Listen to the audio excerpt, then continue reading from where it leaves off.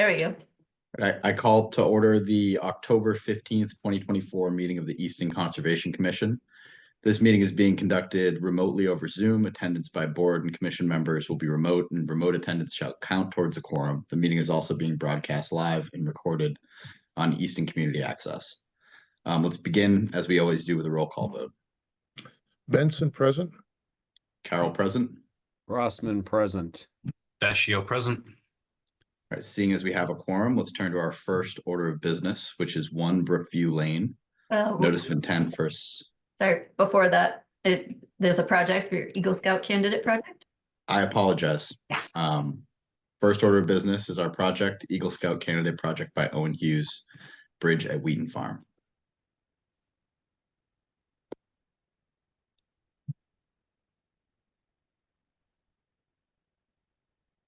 Owen, when you can, if you could turn your camera on and unmute yourself.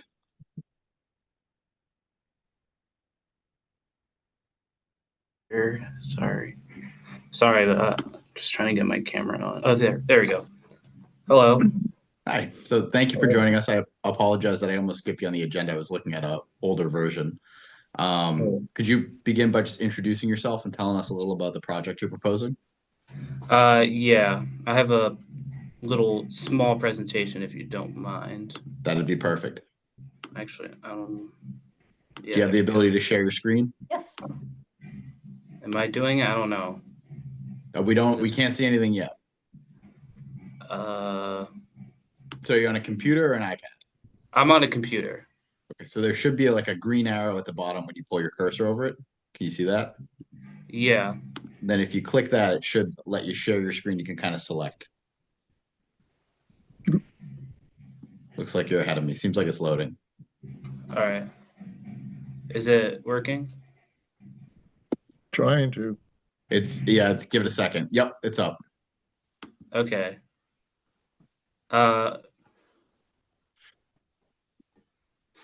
So my name is Owen Hughes. I'm a Life Scout in Troop 193. And I'm going for my Eagle Scout currently. So I had an idea for a project in Wheaton Farm. So this is like a little bit about it. So the project is a bridge going over a stream in Wheaton Farm. If you look, you can see Bay Road on the right on this map. Can you see the map? I'm just wondering. Yep. Okay. So yeah, Bay Road's on the right. If you go in and you just go straight on the trail, and then you'll come out to a little field, and you kind of keep going straight, and you'll come across a small stream. That's where the location is. So this is kind of what it looks like right now. There's a small wooden plank that's sort of acting like the bridge. It's when you walk on it, it moves a lot and it doesn't really seem very safe. So the whole idea of my project is that we're going to make a little, we're going to cut some new trail and create a little, it's like a little reroute. And then the bridge will be a bit downstream of where the main trail is. And it's just going to be a small footbridge with a little bit of boardwalk. And you're going to go across the river. So previously, there's obviously not really a safe bridge there. And upstream, there's a small waterfall and people could slip if they're trying to get across on the rocks. So it's just trying to provide a safe way for people to cross. And also, I've walked on the other half of the property across the stream, and it's not very used. So it's also aimed at getting people who are hiking in Wheaton Farm to enjoy that other half of the property. So the bridge is planned to be out of wood. Currently, I'm planning on it being floating, and there's going to be some boardwalk just a little bit leading up. There shouldn't be any concrete, although maybe we can decide that later if needed. And then I'm planning on, there's just like a flood line of where the stream floods in like the winter and spring. So I'm just going to try to build the bridge above that. That's pretty much the gist of the bridge. And that's pretty much it too. So do you have any, like, is there another bridge that you're basing this off of? Yeah, so in my troop, Chris Patrick, he's built a lot of bridges before around the town, so he has like a schematic for the bridge design. I don't have it pulled up, but there's like a design. You don't have to go looking for it. I just was kind of curious. Do you know like approximately how long it'll be? So I assume when you say floating, you mean like it's gonna bridge over and there's just no support in the ground. Yeah, that's what the floating means. I was planning with the boardwalk and the bridge for it to be about 36 feet long. Wow. I think so. Yeah. Um, I'm currently, the schematic he has, has the bridge at 2 feet wide. But I was looking today at other bridges around the town, and that doesn't seem very wide. So I was thinking of maybe making it 3 or 4 feet wide.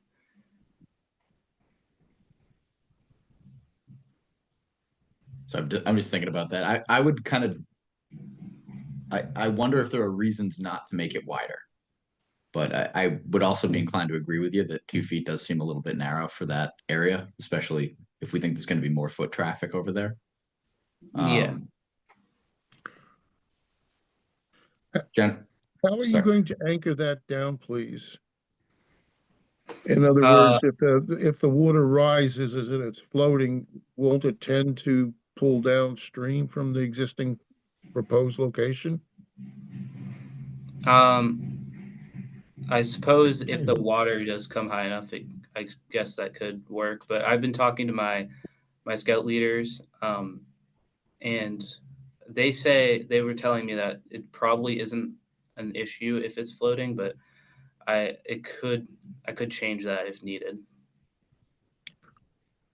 Or you could put is there any way of tying it off with some ropes that are going away from each end? So it'd be like 4 pinpoints, 2 on each side, above and below, that you could tie off to try to keep the bridge in place if there is a water rise with a. I'm not sure. I think I'd have to look into that a bit.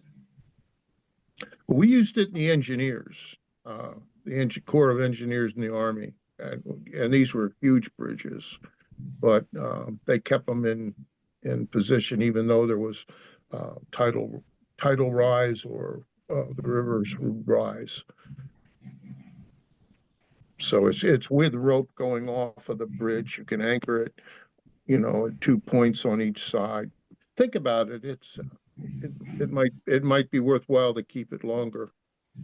Good potential alternative to concrete too. Jennifer, is this, and this might be a silly question, is this in a floodplain? There are portions in the floodplain, yes. And So I'm more asking because of the rise and fall. If how much of a concern washout should be for Owen as he looks into the project further. that would be a concern, yes. And Okay. a floating bridge, may not be as stable as what we're looking for. And so I can work with Owen to finalize his design as we prepare the wetland permit application together. Perfect. So this will require notice of intent. It will require a wetland permit. Okay, fair. All right. No, I think overall, thank you for doing this, and I think it's much needed. And whatever you build is sure to be much better than what's currently there. So really, thank you for taking the time and for presenting. Do you have any questions for us? So I know you were mentioning the wetland permit. So is there like paperwork for that? Yes. Okay. Yep, we'll go over that together. But tonight was you just presenting your proposal to the commission for them to approve on conservation property, and then we'll go over the permit application together. Okay. Do we need a vote for an approval? You don't, but you could if you like. Let's do it. Motion to approve. Well, now I got to figure out how I word this because if we're coming back for a wetland permit, you've got me in a bind, Owen. Motion to approve the allowance of a bridge on conservation property as proposed by Owen Hughes. Crossman second. Carol motion, Crossman second, roll call vote. Benson, aye. Carol, aye. Crossman, aye. Vecchio, aye. Okay. Thank you, Owen. Look They forward to approve seeing your the next step. overall idea, but you'll come back for a permit. Okay. Thanks, Owen. We'll see you soon. Thank you. Thank you. Thank you. Have a nice night. You too. So now on to hearings and possible deliberations. First order of business is 1 Brookview Lane notice of intent for a septic upgrade.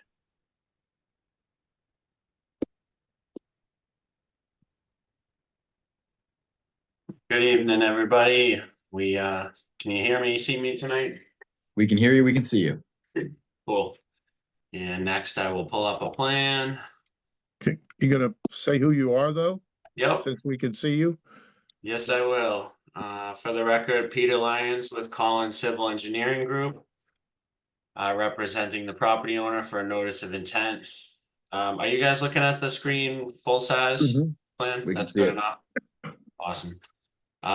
Yeah, so as mentioned here tonight, representing the property owner, this is a notice of intent relative to the repair of a failed residential septic system. This is Whitman's Brook Drive, kind of situated behind the town hall. Whitman's Brook Drive and Brookview Lane. In the rear of the property, you see the green is our wetland, delineated as flags 1 through 14 by Brook Monroe. The 50-foot buffer basically bisects the site, and the 100-foot buffer is the purple out in the front yard. Topographically, this site slopes away from both of the roads down towards the wetland. So the southern portion of the lot is kind of the high end. So what we're doing out here is we're going to replace the existing septic tank and leaching field with a new 2,000-gallon septic tank, 1,000-gallon pump chamber, and a slightly elevated pipe and stone leaching field in the front yard. As we typically do, we've maximized our distances to the resources by putting the leaching field in the front yard and the tanks in pretty much the same area. We are able to keep all of the work, including the erosion control, outside the 50-foot buffer. Sedimentation control is shown at 51 feet, starting at the house and wrapping around the project, encompassing the site access, which will be from the driveway. We've showed dewatering location and stockpile areas outside the 100-foot buffers. The only other portion of this site that's, a little more out of jurisdiction is this southwest corner. However, that's existing driveway with underground utilities, a water line and electric over there. So we just avoided the driveway.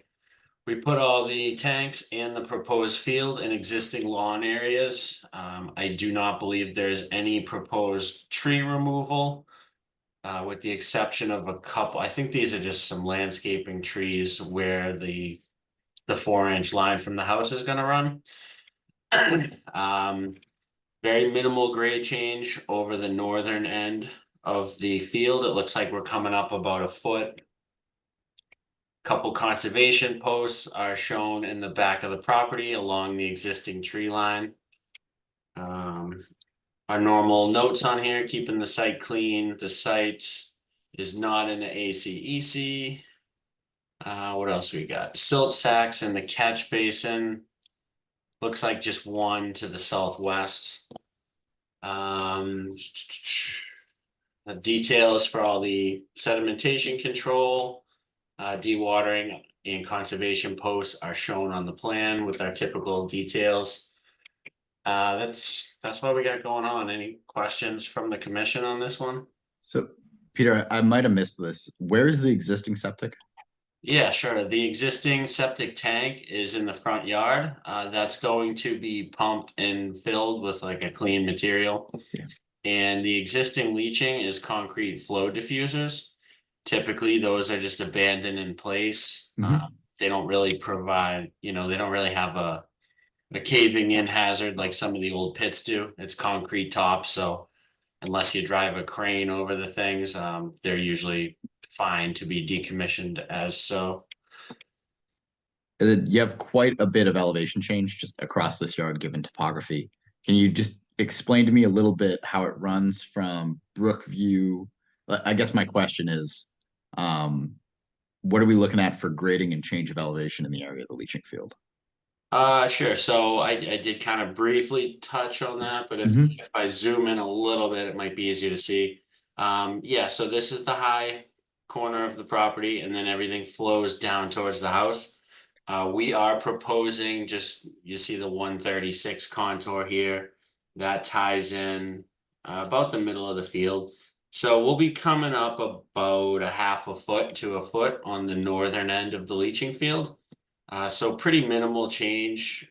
Yeah. The drainage patterns aren't really going to change. You know, we're not throwing any more water to the house or to the resource. So existing drainage patterns really is what we'll see post-construction here. It's all existing lawn, so we do have this, you know, the normal sedimentation control. Once we get down off of the primary slope, it's relatively flat in the area we'll be working. So we're not expecting any mudslides or anything crazy out here. Yeah, and you have a long way in elevation before you get to the wetland. Yeah. Okay, that's what I have for questions. Jennifer, staff comment? Just to note that there's a culvert near wetland flag 1, so this area is bordering vegetated wetland. It may not be obvious to people by the plan. Yeah. So it's under the state law and the local bylaw. That's it for me. Just so that I understand where that is, wetland flag 1 is all the way is at the northern end of the plan. Correct. There's Correct. a culvert under the driveway, property next door that connects to a wetland, so that makes it bordering. Okay. If that makes sense. Yep. Any other comments or questions from members of the commission? Any comments or questions from members of the public?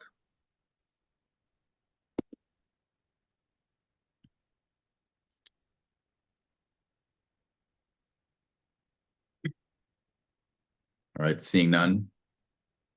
Peter, I assume you'd like to close? Yes, please. All right, motion to close the public hearing for 1 Brookview Lane. Vecchio Benson, second. second. Carol motion, Vecchio second, roll call vote. Benson, I.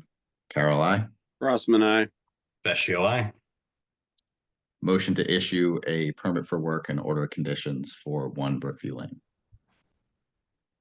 Benson, second. Carol motion, Benson second, roll call vote. Benson, I. Carol, I.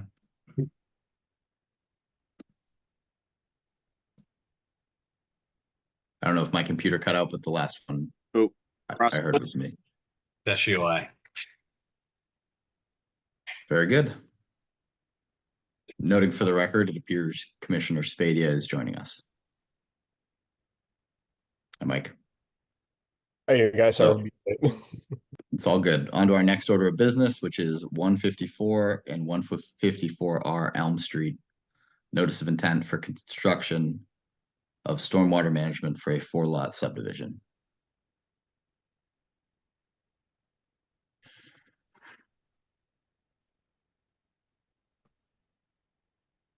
Good evening. Hi. I got cut out for a bit while you were introducing the project, so I'm not exactly sure where you landed, but are you ready for me to jump into the presentation? We are ready when you are. All right, great. For the record, Claire Hogaboam, wetland scientist with LEC Environmental Consultants, representing the applicant for the construction of a subdivision road, providing access to 4 residential subdivision lots. Through the chair, if I may share my screen to facilitate the presentation. Yes, please. All right.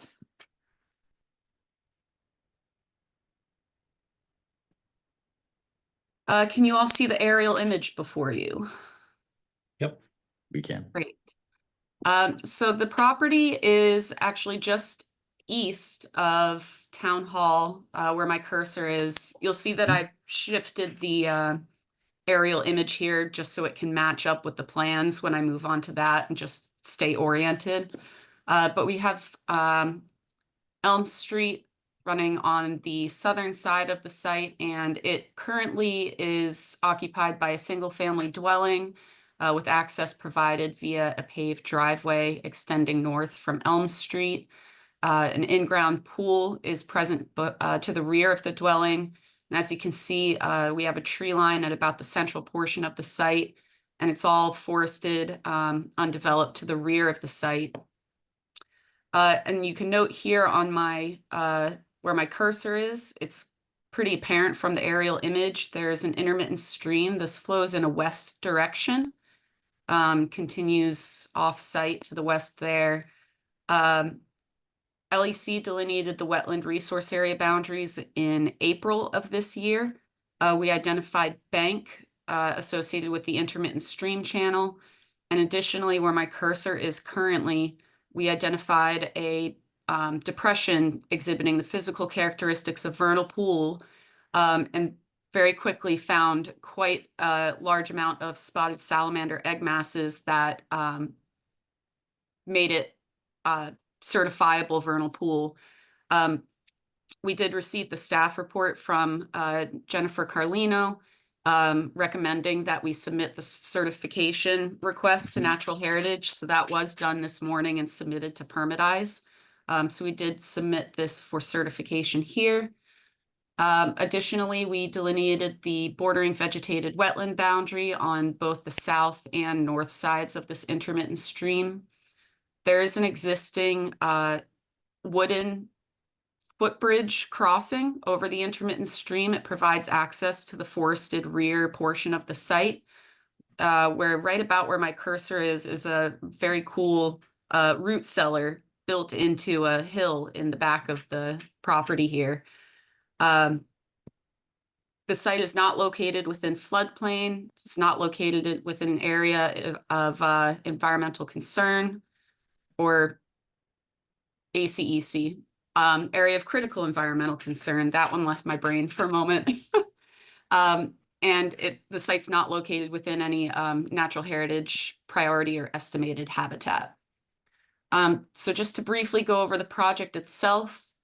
So just to reorient, we have Elm Street on the left side of the screen here. The project will, of course, begin with implementation of erosion and sedimentation controls along the limit of work to protect resource areas and establish that limit of work. The existing features, paved driveway, single-family dwelling, in-ground pool will all be demolished. And a construction entrance will be installed at the site entrance here. We have grading within the site associated with each of these lots. And as you can tell, all of the house lots or house locations are specifically proposed outside of any buffer zones or resource areas.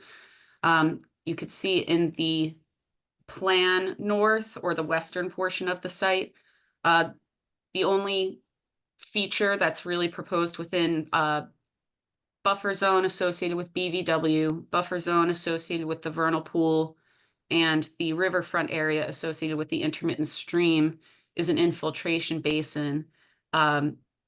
We do have, I'm going to zoom in just a little bit here. We do have subsurface drainage infrastructure connecting two infiltration basins that's just hugging the exterior of the buffer zones and riverfront area.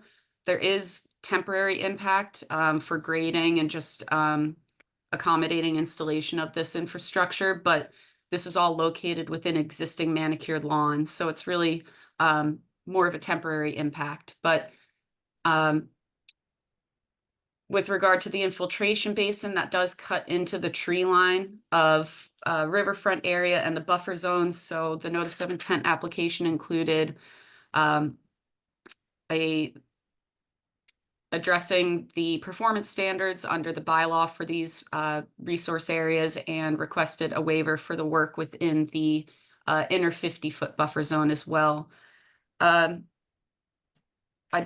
believe that sort of covers the proposed project. Again, really this portion is what's within buffer zones and riverfront area. And I understand Jennifer submitted the staff report. So I'm happy to take commission members' questions or learn more from Jennifer on what she thinks. So I have a handful of questions. My first is, could you talk a little bit about the emergency spillway purpose and then the flow, the direction of the flow of water from it? Sure. Actually, Jennifer, do you have control over inviting panelists? Because we have Bob Forbes, or he might be on as Robert Forbes with Zenith. That's the engineer that prepared the plans and the stormwater report. He might be able to talk to that. He will be able to talk to that much more accurately than I could. I could try, but if he's here, he would be much better. Yes, he's being promoted now.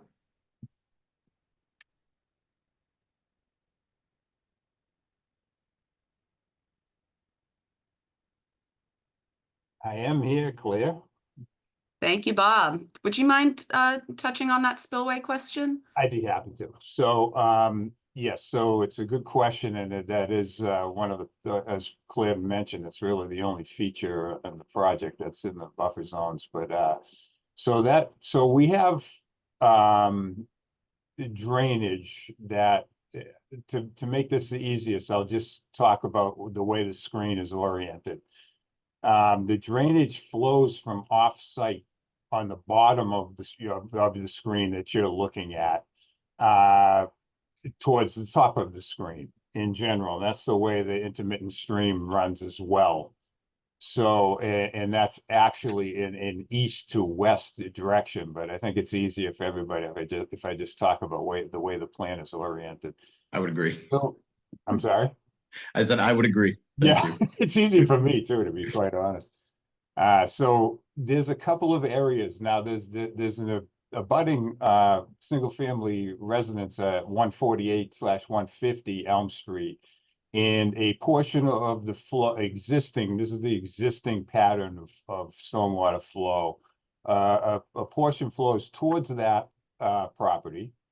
And then there's a higher area in the kind of in the middle of the site, around where the house is for lot 4. So if you go up to lot 4, there's a higher area there. So we have two spots. One right where that overflow spillway is shown on that plan. And again, like I mentioned, the other one towards that residential property next door. So what we did is we modeled the runoff in the existing pre-development condition. And what we wanted to do is we wanted to try to eliminate the flow towards the abutting property, single family house, which we were able to do that. And we were able to take all the flow from the site and the proposed pavement and roadway, bring it down into this infiltration basin that you're looking at. And at every infiltration basin or detention basin by stormwater management standards are required to have emergency overflow spillways. So that emergency overflow spillway is directed in that upward direction, which is actually westerly direction, in exactly the same flow pattern that the existing flow currently goes. So this infiltration basin is able to handle the 2-year and beyond the 10-year design storm. And in the very large storms, the hurricanes, the 100-year design storms, there's a small amount that goes out through the overflow spillway and at a much lower rate, significantly lower rate than the existing runoff goes out there. So it's the emergency spillway is there as part of the stormwater management standards, in general good engineering practice, and nothing new is being directed in that direction. That's where existing flows go, and we're able to reduce them, eliminate them under 99% of the storms, and very large ones. We're able to reduce that flow off that site in that direction significantly. So I hope that helps. Yeah, so to kind of summarize what I'm understanding is the infiltration basin itself is capturing everything from the road. Yes. And your point is you're shifting the water from as it currently falls to be in a better position to keep it away from houses. No, But- well, it goes in two directions. Okay. There's two spots where it exits the site now, one towards the house, one in exactly the same location that the overflow spillway is proposed. Okay. You can see that's kind of a large infiltration basin, so we're able to take all of the flow and focus it in the one direction towards the existing wetland that's just off the property line. But still reduce it or either eliminate that flow completely or reduce it significantly in the larger storms. Okay. And the reason it's in the top right of the infiltration basin as opposed to the top left is you think that keeps it further from homes? It Yeah, makes sense. exactly. And it gets it, we're trying to get the closest spot. We're trying to mimic what happens now. So that's where Mhm. the flow kind of concentrates and goes off the site now. And it's also the closest spot to the that existing wetland. I Okay. mean, like I say, under 99% of the storms there's no flow out of there. That's just our emergency spillway. That makes sense. Yep. And this question might be for Claire, maybe it's for Bob, but at the front end of this development, it looks like there's a good amount of tree removal proposed. Is there a reason for the tree removal? Is there any interest in keeping some of the trees that are proposed to be cut here? Yeah, I can answer that. This is Bob Forbes again. Yep. So yeah, we looked at this and we have trees throughout the entire front of the property, and I don't know if you can point those out clear for me. That would be they're I don't know if they probably were planted as landscaping trees many years ago, but now they're mature trees. So and you're right, where we're coming in with the road, you can see a few of them, there are symbols for them highlighted under where the road is shown. So yes, we will be removing trees. And the reason for that is a couple of reasons. We have constraints that we're guided with certain constraints that are put upon lot development from the Town of Easton regulations. One being frontage and area, another one being the total amount of contiguous upland area on each lot. And we tried initially, what we wanted to do was mimic the road coming in over the existing driveway. And once we did that, we weren't able to get the area or contiguous upland area for more than like one lot. So it basically made the project null and void. So we tried probably about 15 different conceptual designs here to try to get that roadway to be able to allow us to do what we're doing and have as minimal impact. And we have to be able to make the stormwater design work. So it's many reasons on why we had to come up with that. And that's the only spot on the site where we could make the project work physically and to provide some lots here to provide the 4 lots that we're trying to provide for. It's a roundabout way of saying we are proposing on replanting more trees, and we did meet with the planning board last week, and as a result of that meeting, they actually asked us to replace some of those trees as well with trees along the property line, along the 148, 150 Elm Street property line as well. So most, if not all, we're going to be planting more trees than we're going to be losing, but obviously they're not going to be mature trees like the ones that are going to have to be removed. That makes sense. So yeah, as I understand it, you can kind of clearly see trees called out as to remain. And then are the 2 trees that are closest to Elm Street, are those the 2 that are proposed at this time? Or do we expect No, those more are, to be? yeah, that's a really good point that I should have been clearer on. These plans, Jennifer has asked us for some changes to the plans, which we're working on. We've actually provided most of the changes she's requested already. We're working with the town's review engineer to finalize his review and have him accept what we're doing as far as the stormwater design goes. And we got some comments from the planning board last week. So these plans that you have in front of you are not the revised plans because they're not finished being revised yet. So yeah, there will be those that you see as proposed trees. You see trees to remain in the bottom, on the bottom front of that lot. And there are more, there will be more shown on the revised plans when you guys get those. Okay. So then I'm understanding that, do we have this out for peer review, Jennifer? Yes. Yes. Okay, I might have missed that fact, but that'll be very helpful here. Yep. All right, I think those are the questions that I have right now. Jennifer, do you have additional staff comment? Maybe just a couple follow-ups to what you Please. had asked about. So the infiltration basin, you're saying it holds up to the 50-year storm? No, well, all we do is all the stormwater management standards require you to evaluate the 2, 10, and 100-year storm. So yes, somewhere in between the 10 and the 100, it holds and infiltrates all of that flow. When we evaluate the 10, it holds all of it. When we evaluate the 100, there is a small amount that flows out that emergency spillway.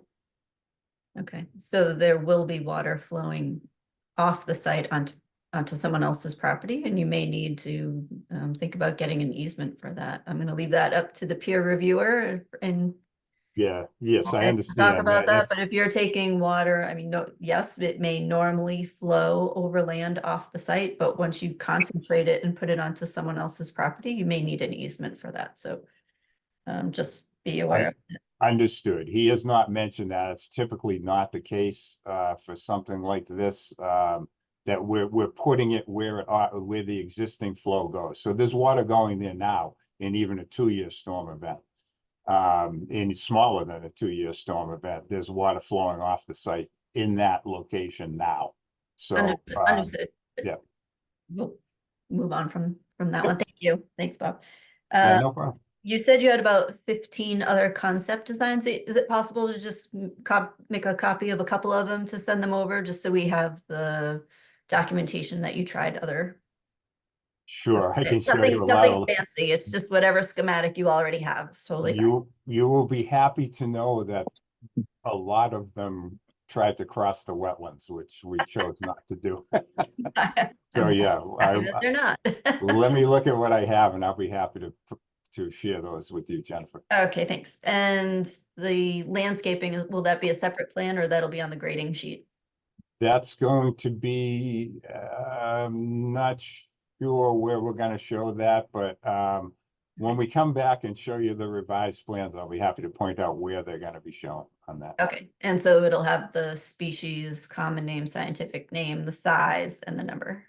Absolutely, yes. Okay. Yeah, that's typically what we like to do. And Claire is going to be helping us with that, hopefully, because I'm not a botanist. Okay, and then there were a number of comments in the staff report, but they really had to do with stormwater management and between our peer reviewers' comments and mine, and the planning. Right. We'll see them all in the response. I think Claire is planned. I provided Claire with a lot of responses for your specific questions, just so we could address each one of those. And I believe Claire is going to get that over to you at some point. Okay, great, thank you. Yep. Thank you. Any questions or comments from members of the commission? All right, I'm going to open this up to public comment. I just want to remind people, when you come in to talk, please introduce yourself by stating your name and current address. And questions should be directed to the chair.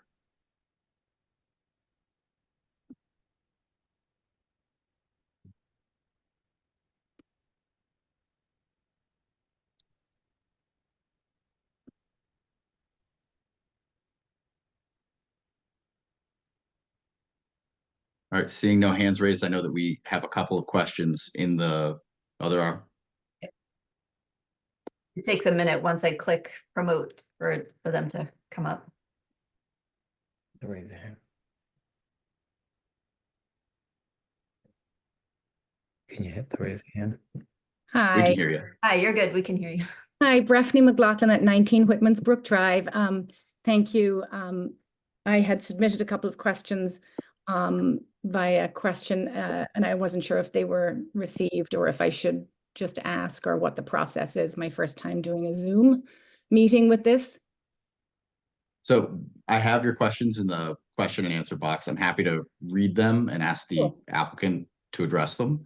Thank You're you. also more than welcome to make the comments yourself, and we can figure out if they can be answered. Okay, if you want to go ahead, Ben, that would be great. Yeah. Thank you. Hello, Breffney McLaughlin, 19 Whitman's Brook Drive. Can you speak to the impact of the wetlands behind the infiltration basin as it will impact the residents of Spring Hill? Well, Yeah. yes, we could certainly address that at least from a direct wetland impact perspective. The project is not proposing any direct permanent or temporary impacts to the wetlands themselves. This is primarily work within the buffer zone or riverfront area extending from an intermittent stream.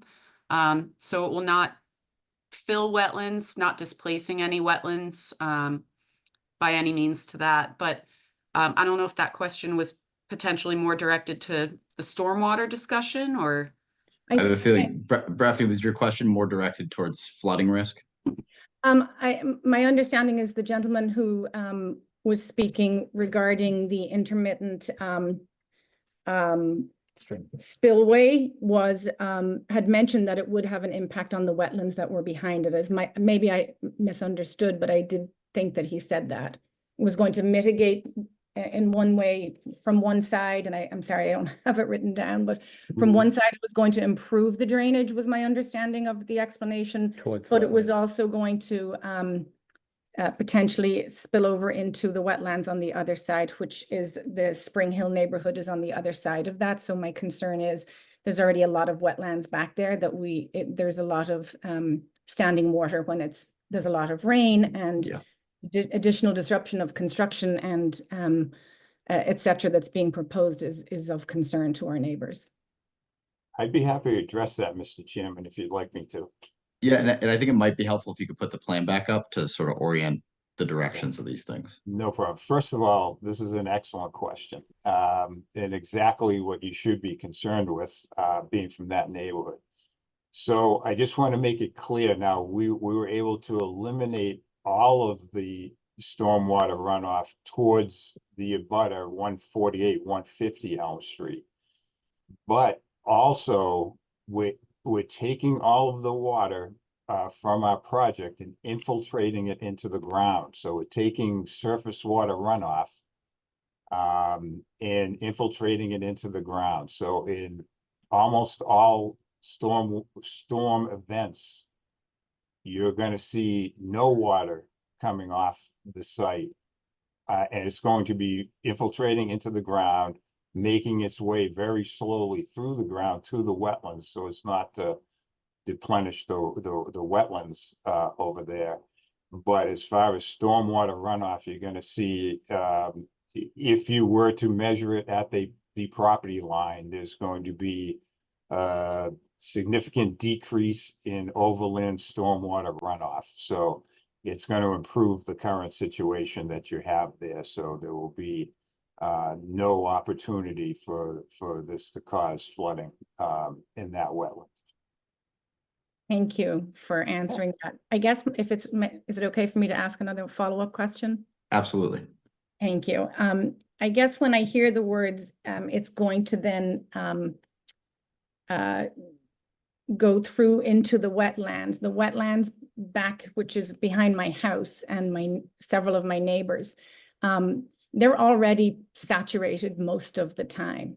And whether the water comes in from rain from above or from drainage from a stream or anything else, or coming up from under the ground, as it appears it will be additional water coming up from under the ground.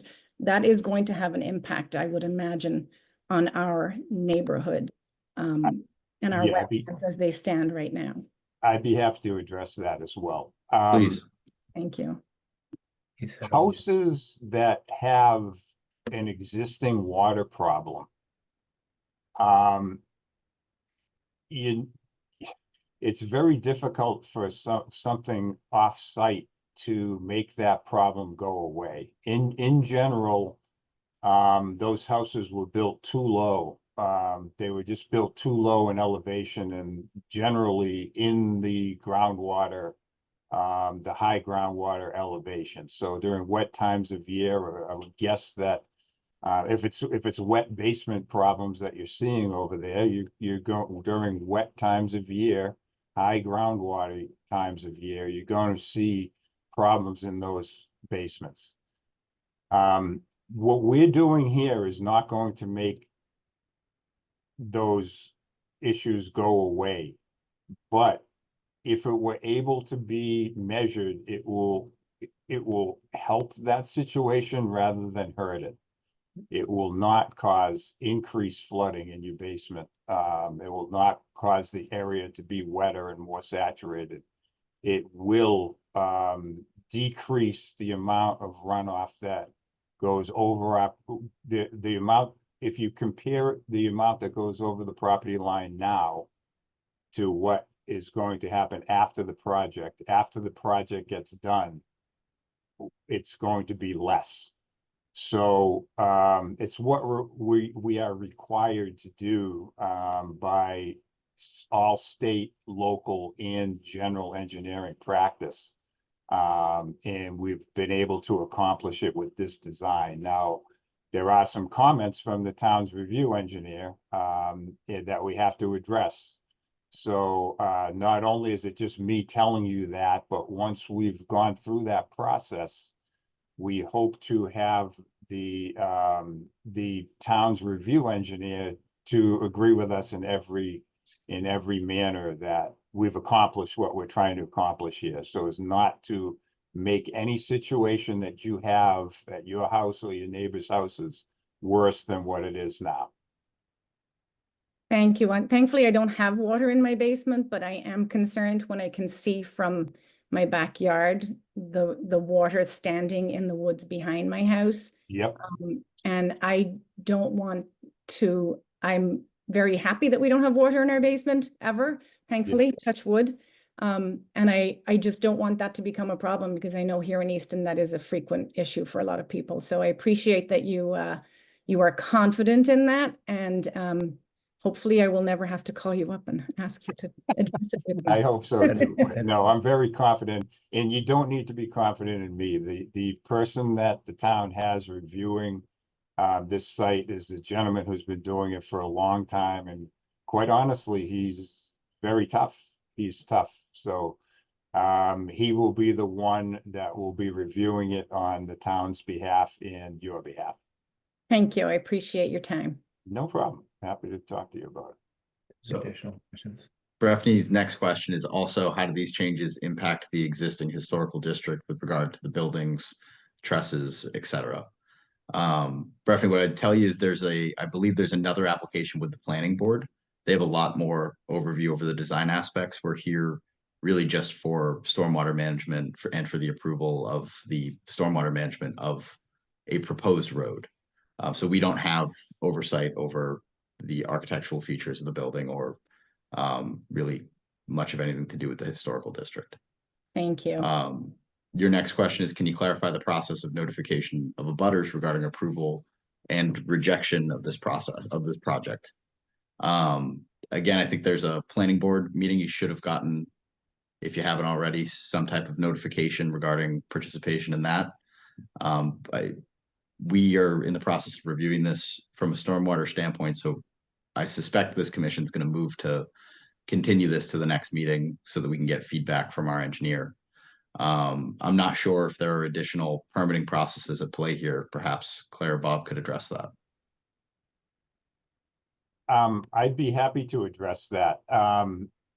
So through the planning board process, the planning board has to provide, well, we have to provide copies of all the plans in the submittal package to the planning board, and they distribute them to all the different town boards that they are required to do. The historical commission, I'm not sure what the name of the entity is in Easton, but historical did look at this project based on what we were told at the planning board meeting last week.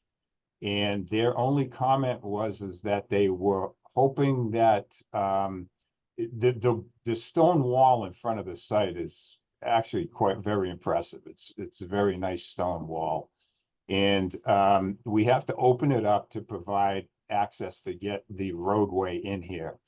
Now there's an existing opening where the driveway is, and the historical commission was hoping that the stones that were going to be removed from the wall to provide the access for the roadway could be used to rebuild the stone wall where the access driveway is. And the applicant for this project agreed to do that. He was going to do it anyway because it's a very nice feature that will help the project, the overall look of the project and the whole neighborhood. So that was their comment, and hopefully that addresses you. I don't think they had any comments that I'm aware of about the look of the buildings. Thank you. Any additional questions or comments? No, I was just a little concerned because we did get notification that we were abutters, but then there was a meeting last week that we did not. And one of my neighbors told me that it was something placed in the newspaper. And if that's the way it's done, I just wasn't clear on that that's the form of notifying people.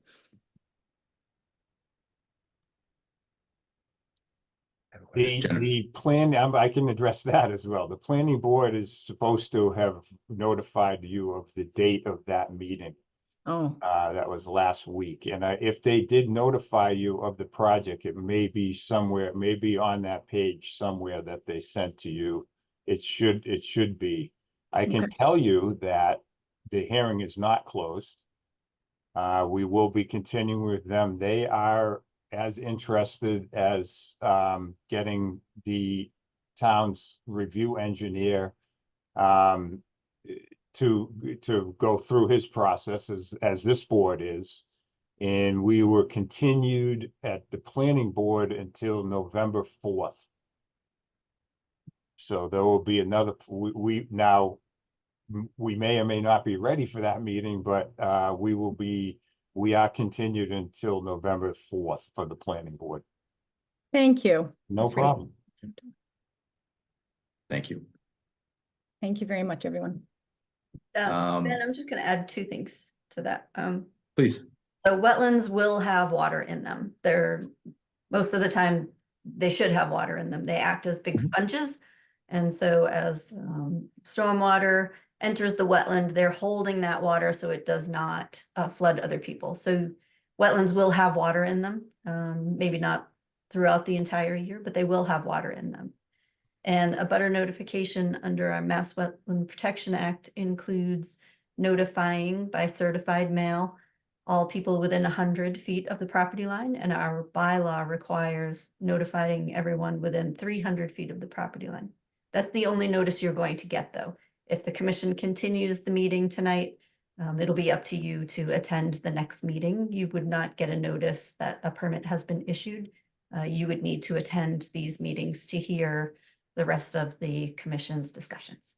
Okay, thank you. That's really helpful.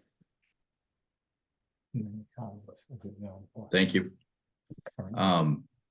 Any additional comments or questions from other abutters? Excuse me, Mr. Chairman, I see on the question and answer, there is one more question that just got. Yep. So, and Alan Zaff said, when is the next planning board and what is the next meeting? 17 Whitman's Brook Drive. So our next meeting, assuming this board votes to continue it.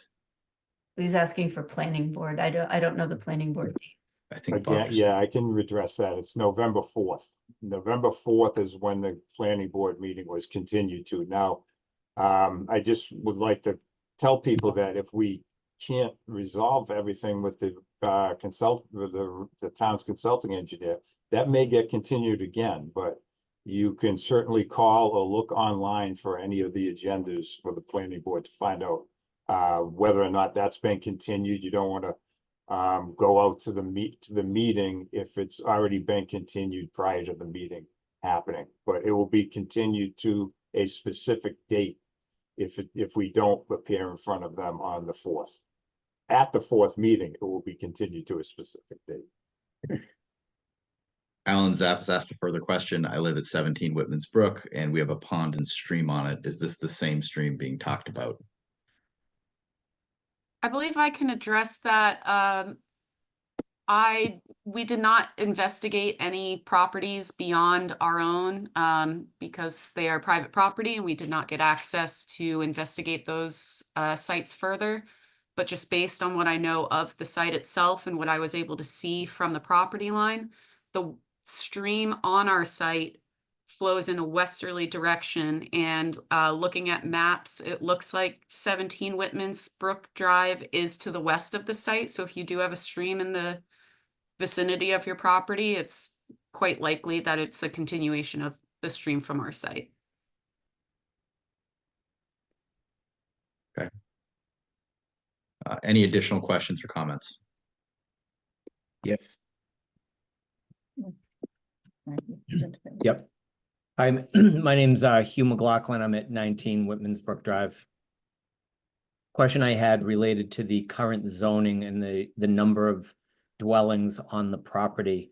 With all the testing that has been done, has it been multiplied to the impact of 4 to 6? I don't know how many. I think it was 4 units that are going to be in the dwelling.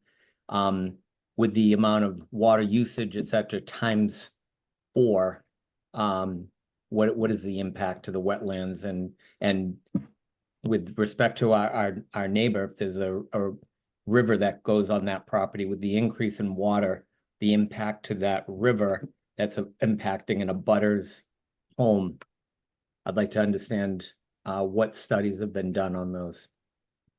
So Hugh, if I understand your question, you're asking, has the stormwater management plan accounted for the increased water usage of 4 instead of 1?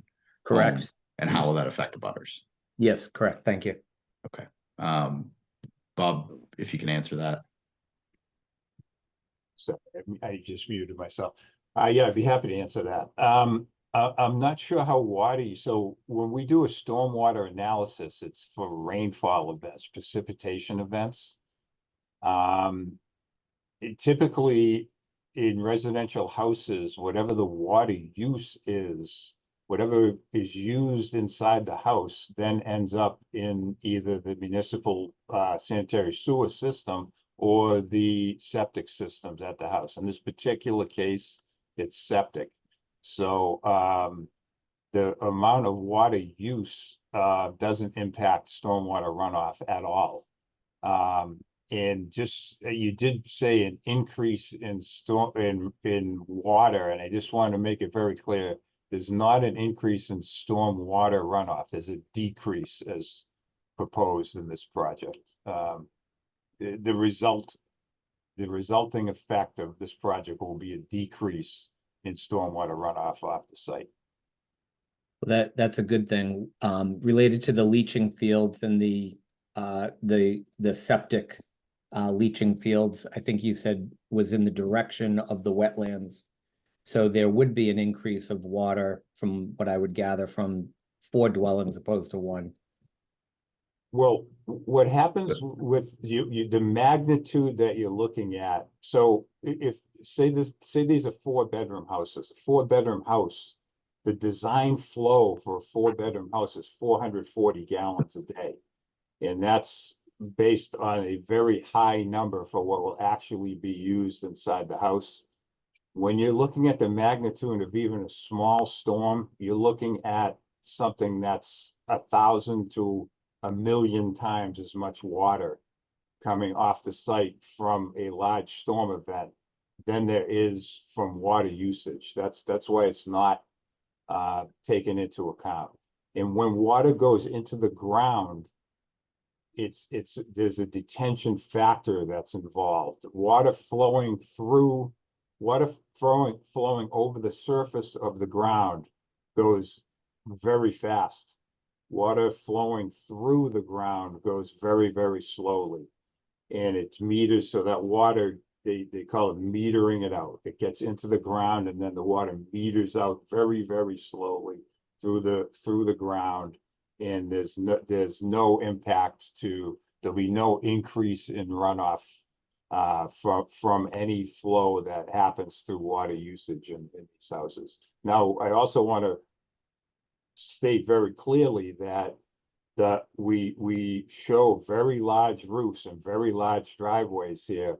That's not necessarily what's going to be built on these lots. We show those because we want to be as conservative as possible in the amount of runoff that's happening every storm. So we want to say crammed in, we jammed in the biggest houses we could on these lots to make sure that the stormwater design takes into account the maximum amount of flow from all impervious surfaces. So obviously a roof is an impervious surface.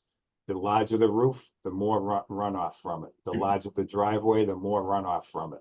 So like I said, they may not be this large, but we just wanted to provide for that, to be very conservative in our design approach there. Okay, thank you very much. Remember that we ask the questions through the chair and then the chair directs the answers. So go ahead, Hugh.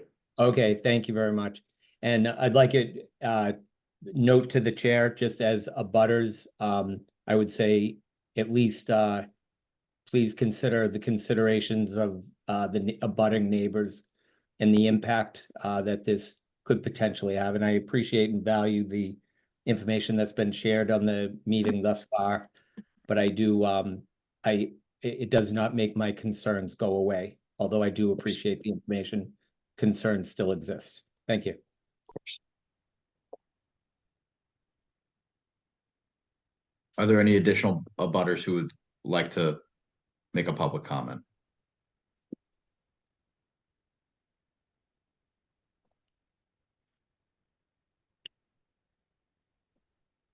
Jennifer, do you see anybody?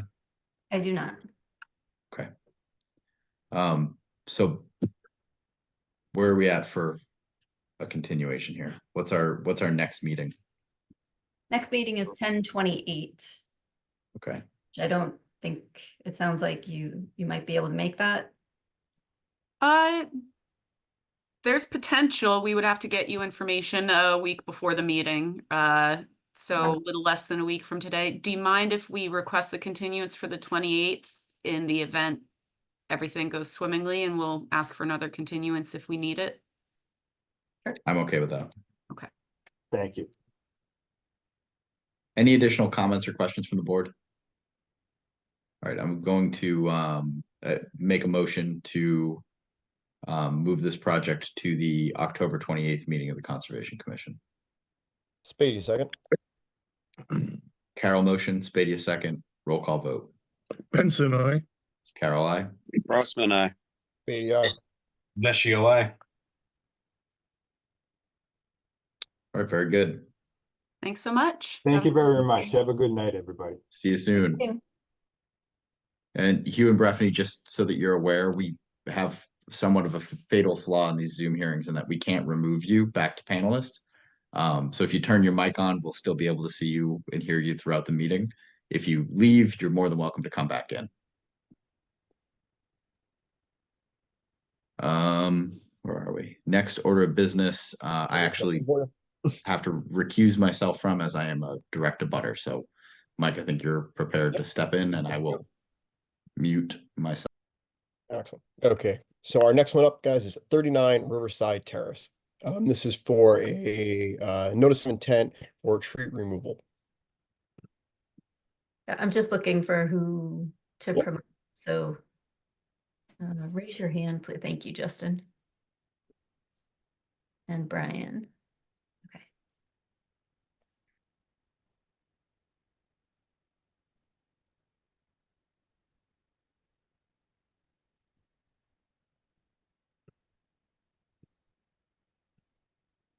Set to go. Yes. Good to go. Mr. Just want to introduce yourself for the record, Brian. We'll be all set. Yes, very good, Mr. Speedy. Brian Dunn with MBL Land Development and Permitting. With offices at 5 Bristol Drive in South Easton, Massachusetts. On behalf of the applicant, Ed and Sue Kirschenbaum. Excellent.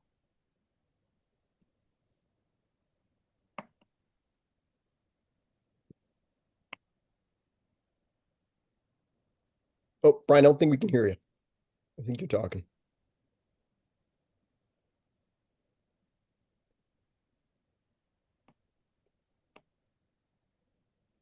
I don't hear any yet.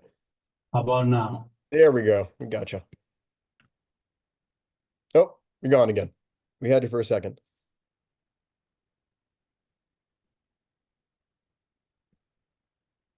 It doesn't say you're muted, but I definitely don't hear you. All set? Yep. Can you hear me now? There we go. We gotcha. Yep. All set to go? Can you hear me now, Yep, everybody? we're all set, Brian. You're all set. You can go. We can hear you. Thank you very much. We're just having a little bit of technical difficulties because we're in the same office. So once again, Brian Dunn with MBL Land Development and Permitting. I'm the principal of the firm with offices at 5 Bristol Drive here in the lovely town of Easton. On behalf of the applicants, Ed and Sue Kirschenbaum, who are the residents and owners of this property on Riverside Terrace. We prepared an underground field survey of the site. We delineated the wetlands. Brad Holmes delineated the wetlands for us. We located everything by an instrument survey. We prepared a plan of the trees and the existing house and the driveway and the entire lot. As you can see, we've actually delineated the flood zones, the riverfront area associated with the Whitman Brook. And as you can see that through the east, we're abutting the MBTA railroad right of way. And to the north is where the existing house lot goes out to Riverside Terrace at the end of the cul-de-sac. Give a little bit of history. This house and the subdivision was originally permitted back in 1994 for the single family house lot and the septic system, and which was all existing before the Riverfront Protection Act came into effect in 1996. So really, this application we have in front of you is for a life safety of the residents and for safety of the home and the vehicles that are associated with the lot, because of the large amount of trees that have been remained or continued to grow over the years are so large that they're in some cases already falling down, and they're causing a safety hazard to the residents who reside here at the house, as well as public safety. And so that's really the reason for our application. And we've identified on the plans all the trees that we're talking about either cutting down or now top lopping, if you want to call it, so that there will still be trees remaining in these areas. We're not clear cutting all of the trees. When you have another plan, we can show you the outlines, more of the detail of the trees that we're talking about cutting down and top lopping. So the area of that you can see on the plan now, everybody can see this plan with red, orange, and green. We can. So the red area, you want to cut down the trees and leave the stumps about 6 inches off the ground without any alteration of the ground area. The orange and the green area are areas we want to cut down the trees and top lot them and leave about 20 feet of the trees standing so that eventually regrowth will happen on these trees. So that with this tree clearing that we're talking about and cutting down parts of the trees, it removes that wind hazard because some of these trees are like 60, 70 feet tall in some areas. And we do have some pictures of the trees that already have, you know, fallen down or started to fall down due to the wind gusts that come through this area. So the Ed and Sue are very, very concerned about their safety and the public safety of themselves, as well as the people who might come and visit them at the site. So that's really the reason for this application, and the fact that we're not doing this to cut down the trees and put in a manicured lawn. It's really just to cut down the trees, you know, in those various areas, and now top lopping the other ones in the orange areas and the green areas. So the area in red is where we want to cut them down to 6 inches. So I know that, you know, Jennifer had some comments, and I'm sure you have some comments about this application. So we'd be more than happy to answer those questions. And if we have to, we do have a PowerPoint slideshow. We can go through some of the Wetland Protection Act issues to, you know, kind of put your concerns at ease in regards to the real reasons and how this does, you know, apply to certain areas of the act and where it doesn't apply to certain other areas of the act. So, Mr. Chairman, members of the commission, Jennifer, would be more than happy to answer any of your questions that you might have at this time. Thank you, Brian. We appreciate that. I will say, just so my board members know, I did go out myself to this property with Jennifer. We did look at this, and I will say Brian's pretty well spot on here with what he's showing in the map, especially with the highlighting of the red, the yellow, and the green. I don't know if Jen, do you want to kind of add that or say anything real quick, or open up to kind of questions, but we're keeping going. Couple things really quickly. Yes, this revised plan is very helpful. And when we do the pre-construction meeting with the arborist and the property owner, we can even reduce that a little bit more. The intention isn't to leave everything there top lopped, just some of the trees that provide more wildlife habitat than others. So hopefully the property owners will feel a little better about, you know, no one's intending to leave everything top lopped. No. And that we have a letter from Tree Tech, the arborist, who has determined that these trees are high risk trees. And so no one is disputing that the arborist you know, has the qualifications to make that determination. It's just a matter of making sure we have everything we need in order to close a public hearing and approve a permit. And so I think that we're just down to 2 items for the commission to decide. And one is if the appropriate fee had been submitted. And so they submitted a category 1 fee as a minor project, but I don't know that I would consider that a minor project for the state law and the local bylaw. So you have that information in your packet, and hopefully you read that ahead of time, so you guys can make that decision. And then the last item is if Brian would go through the waiver requests. You do have multiple wetland resource areas there, and a waiver is required for all of those. I know your response letter, you know, made claims that you were exempt. I don't believe that's the case, but filling out the waiver forms would solve that issue very quickly and allow the commission to be able to close the public hearing if you have that. Yeah, we're gonna pull up the waiver letter. Let me just pull those up real quick. Yep, so we can discuss that as well. Good, thank you, Brian. You're welcome. Excellent. Are you guys pulling that up now? Yes, sir. So I did separate them out already. So that was in the slideshow we prepared as well, right? Yeah. So why don't we just go to that one? In the slideshow we prepared, members of the commission, we're just gonna go to that section that outlines the waivers that we're requesting.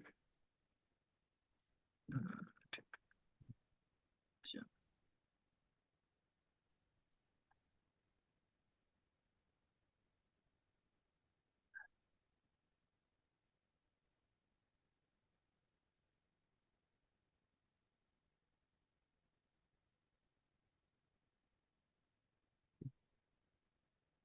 What's the, Yeah, it looks like the compliance section. Do you have the, This is the compliance section, not the waivers. yeah,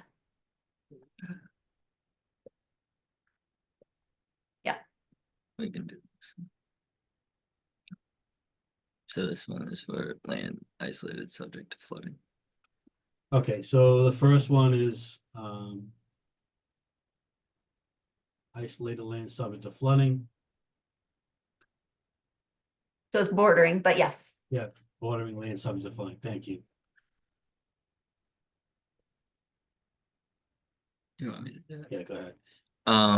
So the bordering land subject to flooding is based off the flood elevations from the Whitman Brook, which has a designed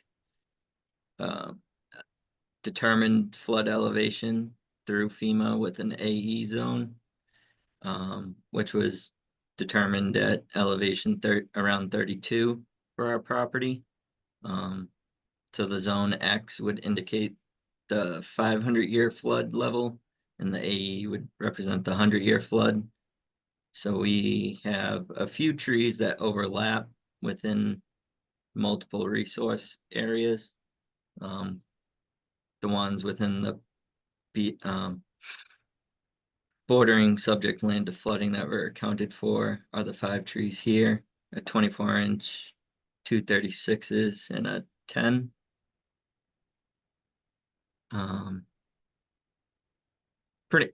These trees are within 50 feet of the home.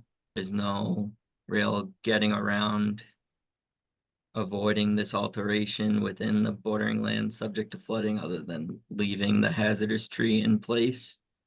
Our disturbance in this area would be strictly to the canopy of the tree and very limited ground disturbance to whatever the tree cutters are walking around.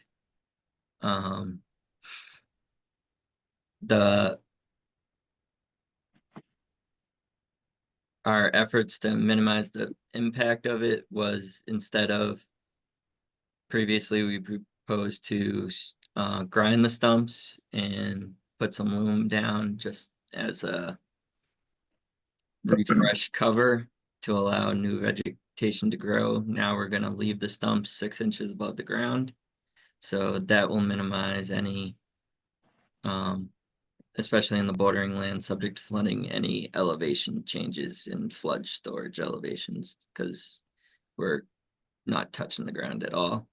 The public benefit of removing these trees is the safety of the homeowner, as well as emergency respond workers that will come to the house in the time of it. Say if a tree fell, they would be more at risk for another tree falling. Or some type of other emergency at the home.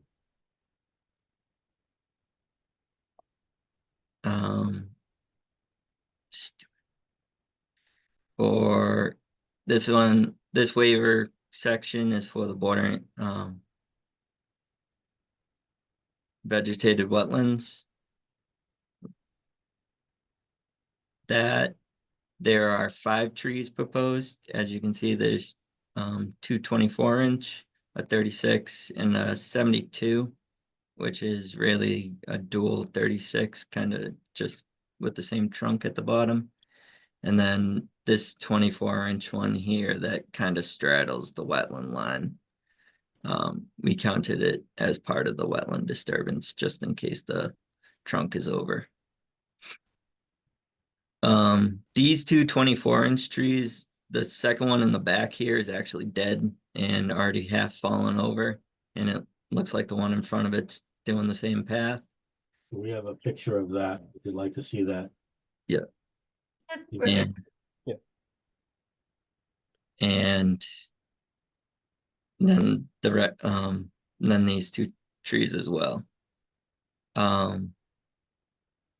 Just because these trees do stand 180 to 100 feet high, they are hazards to the house if they do fall. Normally there should be some replication of a disturbance within the bordering subject, within the vegetated wetland area. There is a clause in the state Wetland Protection Act that allows the board to approve disturbance, issue an order of conditions and approve disturbance within the bordering land subject to flooding when it's in a finger-like configuration, which we have for at least these 4 trees. Sorry, that was in the PowerPoint. Under 1055-4C, which states the issuing authority may issue an order of conditions permitting the work of which in the loss of a portion of the bordering vegetated wetlands when a said portion extends in a distinct finger-like adjacent in uplands. I'd just like to make that known.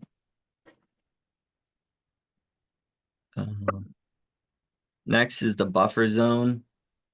I don't really need to go through that one. As you can see, the existing house, driveway, property is pretty much within the 50-foot no disturb zone as it is. We are going further into that in some cases, but again, this is for the health and safety of the residents and visitors of this property. For the riverfront area waiver, as we stated earlier, this property was permitted in 1994 prior to the 96 inclusion of the Riverfront Area Protection Act, which the whole house is sited inside the 200-foot riverfront in impact. So any tree alteration within here is going to cause riverfront disturbance. Now, we're not proposing any new lawn. We're not proposing any new impervious area. We're kind of just cherry picking the trees and allowing the existing vegetation to regrow over what we remove. And also another point is that we're not in an ACEC. We don't have any vernal pools or natural heritage issues at this property. And we're not in any, zone 2 aquifer. Excellent. Jen, do you have anything to add to that at all? I'll ask them to explain how they came up with the calculations for the canopy alteration. All right. Well, that's the real question is what are the calculations for the canopy? I'm pretty sure that we did an area of what the tree diameter was at the time of the survey, and that area is what we used for determining what that alteration area would be. So we didn't survey the total canopy diameter of these large pine trees.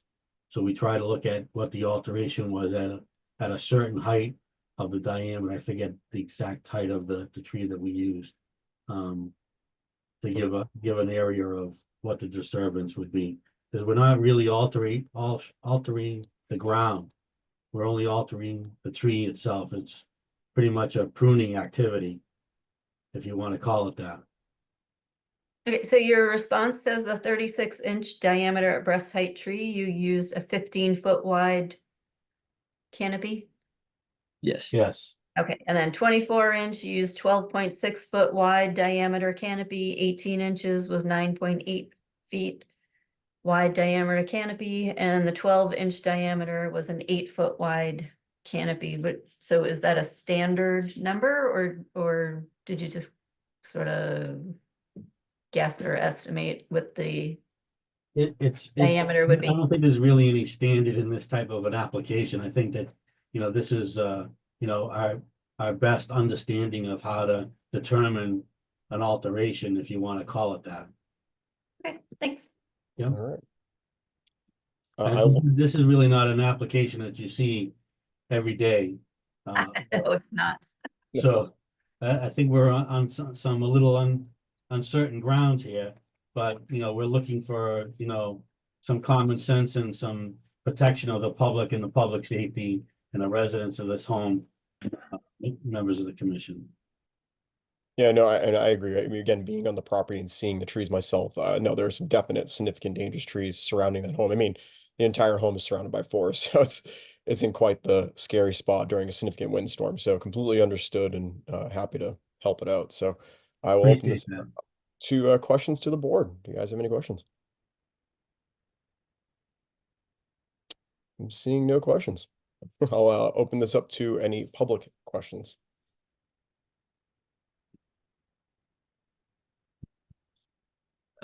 Jennifer, would you like us to mention the bridge that you observed in the film? Oh, that's right.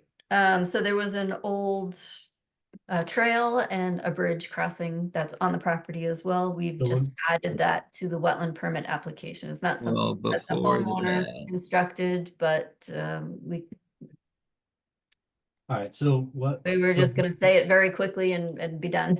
Yeah, we just wanted to add it. So what we try to do is do a little bit of homework. So as you can see from this aerial photo, taken in the winter time, you can see some of the snow cover. You can see the limit of the property where the existing home is. The red line is the property line. You can see the Whitman Brook, and we're not really even sure that this bridge is on our property. Based on Okay, this map here, as well as some of the older USGS maps. I think that some of the older GS maps come from the 40s through the 60s, show that this bridge was in place, you know, long before this lot was ever even carved out. That's So right. we're not even sure that it's on our property. and it was part of a cranberry bog from the 40s to at least this almost the 60s. The 60s, it on the topographic map, it starts to not show up, so that fill and culvert was definitely the end of the cranberry bog, which they would use to flood the fields. There Interesting. could have been some past improvements by another property owner, because there is newer 4x4s and plywood that looks out there. But I can guarantee our client's not going out and building bridges in the woods. No, we're not. no one made that claim. We were just trying to make it legal if it was on the property. You're telling us it's not on the property. I'll remove it from the wetland permit. We're good. Okay, Excellent. thank you. All Perfect, right. easy. All right. So Jen, we are ready to close with this, correct? Yep. Okay. So any special motion we need to give for this? Or you want to team me up a little bit? Oh, close the public hearing first. Okay. Yep. So So let's get moved. a close public hearing. No, you could have used so moved. So well, we Second. could use some. Is Thanks. that Nate? Second. Crossman second. Excellent. All right. Roll call. vote.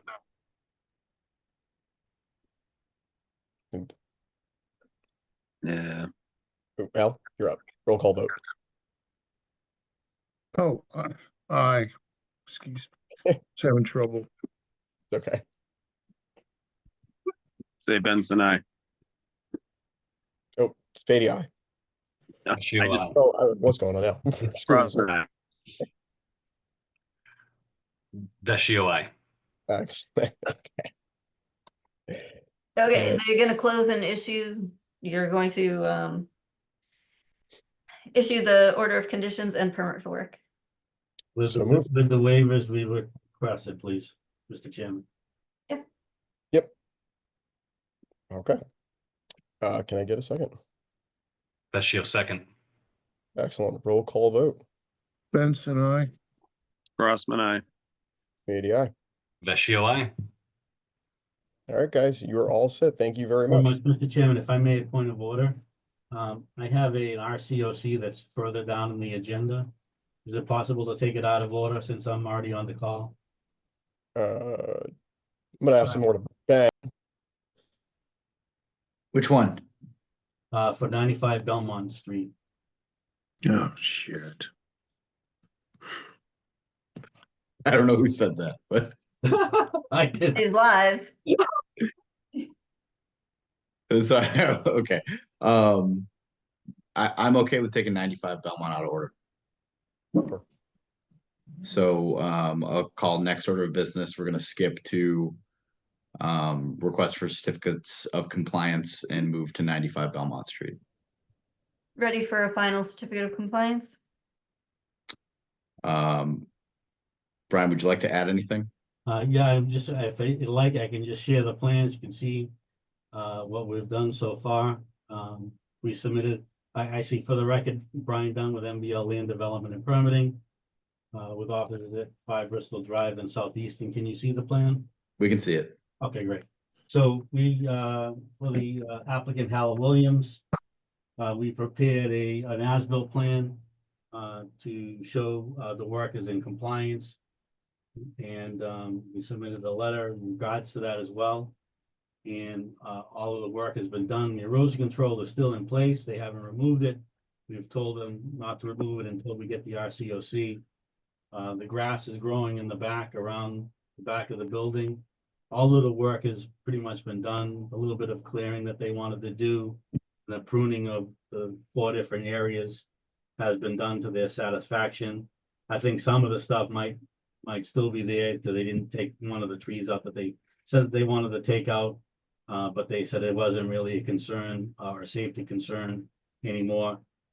So the dumpster is in, the decks are in, all of the landings and the accessible ramps into the front of the building are in.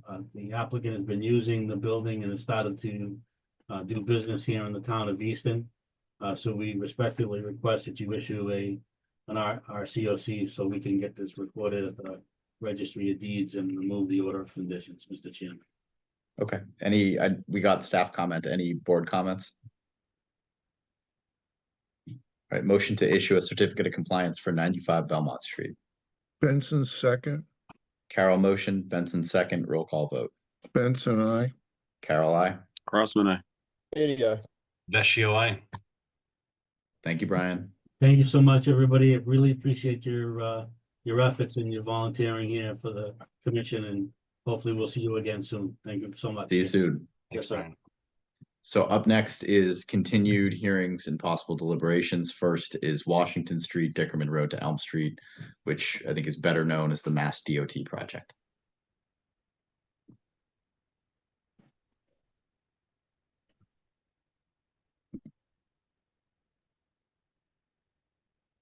Yes, hello. I think you are calling the Washington Elm to order as I was connecting on. So just want to confirm that before I start talking. Thank you. For the record, my name is Matt Crowley. I am a professional engineer with Beta Group. With me tonight is Melissa Lenker, MassDOT's Wetland and Water Resources Supervisor, and Laura Kraus, Beta's Manager of Environmental Permitting. So we were last before the commission in September, where we gave an overview of the project, as well as highlighted revisions that were made in response to the agents and the peer reviewer, most notably incorporating additional stormwater control measures to meet the recharge and pollutant removal requirements for the new impervious areas on a project-wide basis. Although most of the initial comments had been addressed at the time at the last hearing, it is our understanding there were a few lingering comments and concerns expressed by the commission and the peer reviewer. And tonight I'd like to go over that the changes have been made to the plans to address the remaining concerns. Let me share my screen if I can.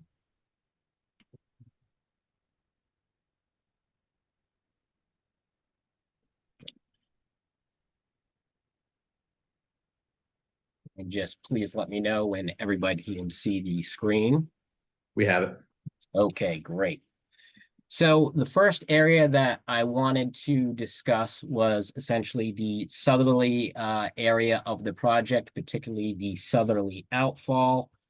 We understand there were some concerns regarding maintenance of the outfall as well as the upstream system itself. If you recall, just prior to the last hearing, MassDOT was able to locate the existing easement for the pipe that travels across the property. I will just zoom in a little bit here on the aerial just to show the pipe in question that goes across the farmland outside of the roadway and the project limits. As I was noting, since MassDOT was able to locate the easement for this drainage outfall, we have since provided some scour protection in combination with a sediment forebay at the outfall to provide some additional treatment and allow, obviously, prevent scour towards the wetlands and allow some additional maintenance to be performed there. We have also consulted with MassDOT District Maintenance, and they have committed to provide routine maintenance of not only of the outfall, but also of the upstream system.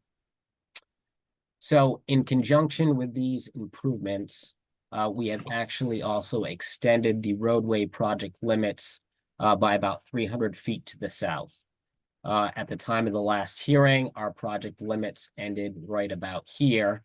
And the reason for that being is the peer reviewer had suggested that we should at least be upgrading the stormwater system within the project limits to accommodate the 10-year storm. MassDOT has agreed to not only do that within the previous project limits, but also extend that drainage pipe down to the existing manhole prior to discharging across or traveling across the farmland. Although the existing pipe across the farmland is proposed to remain at this time, we did provide some additional hydraulic calculations to demonstrate that that section of pipe can still accommodate the 2-year storm. Okay. One other thing to mention in this area is that in conjunction with the mill and overlay in this area, we're also going to be adding a new asphalt berm on the edge of the pavement to help ensure that the stormwater is getting into the catch basins instead of being directed overland towards the existing stone wall. Okay, the next thing that I would like to discuss as a change, and this was alluded to at the last hearing, is the type of recharge systems that we are proposing on the project. Now, the location of the recharge systems has not changed since the last submission.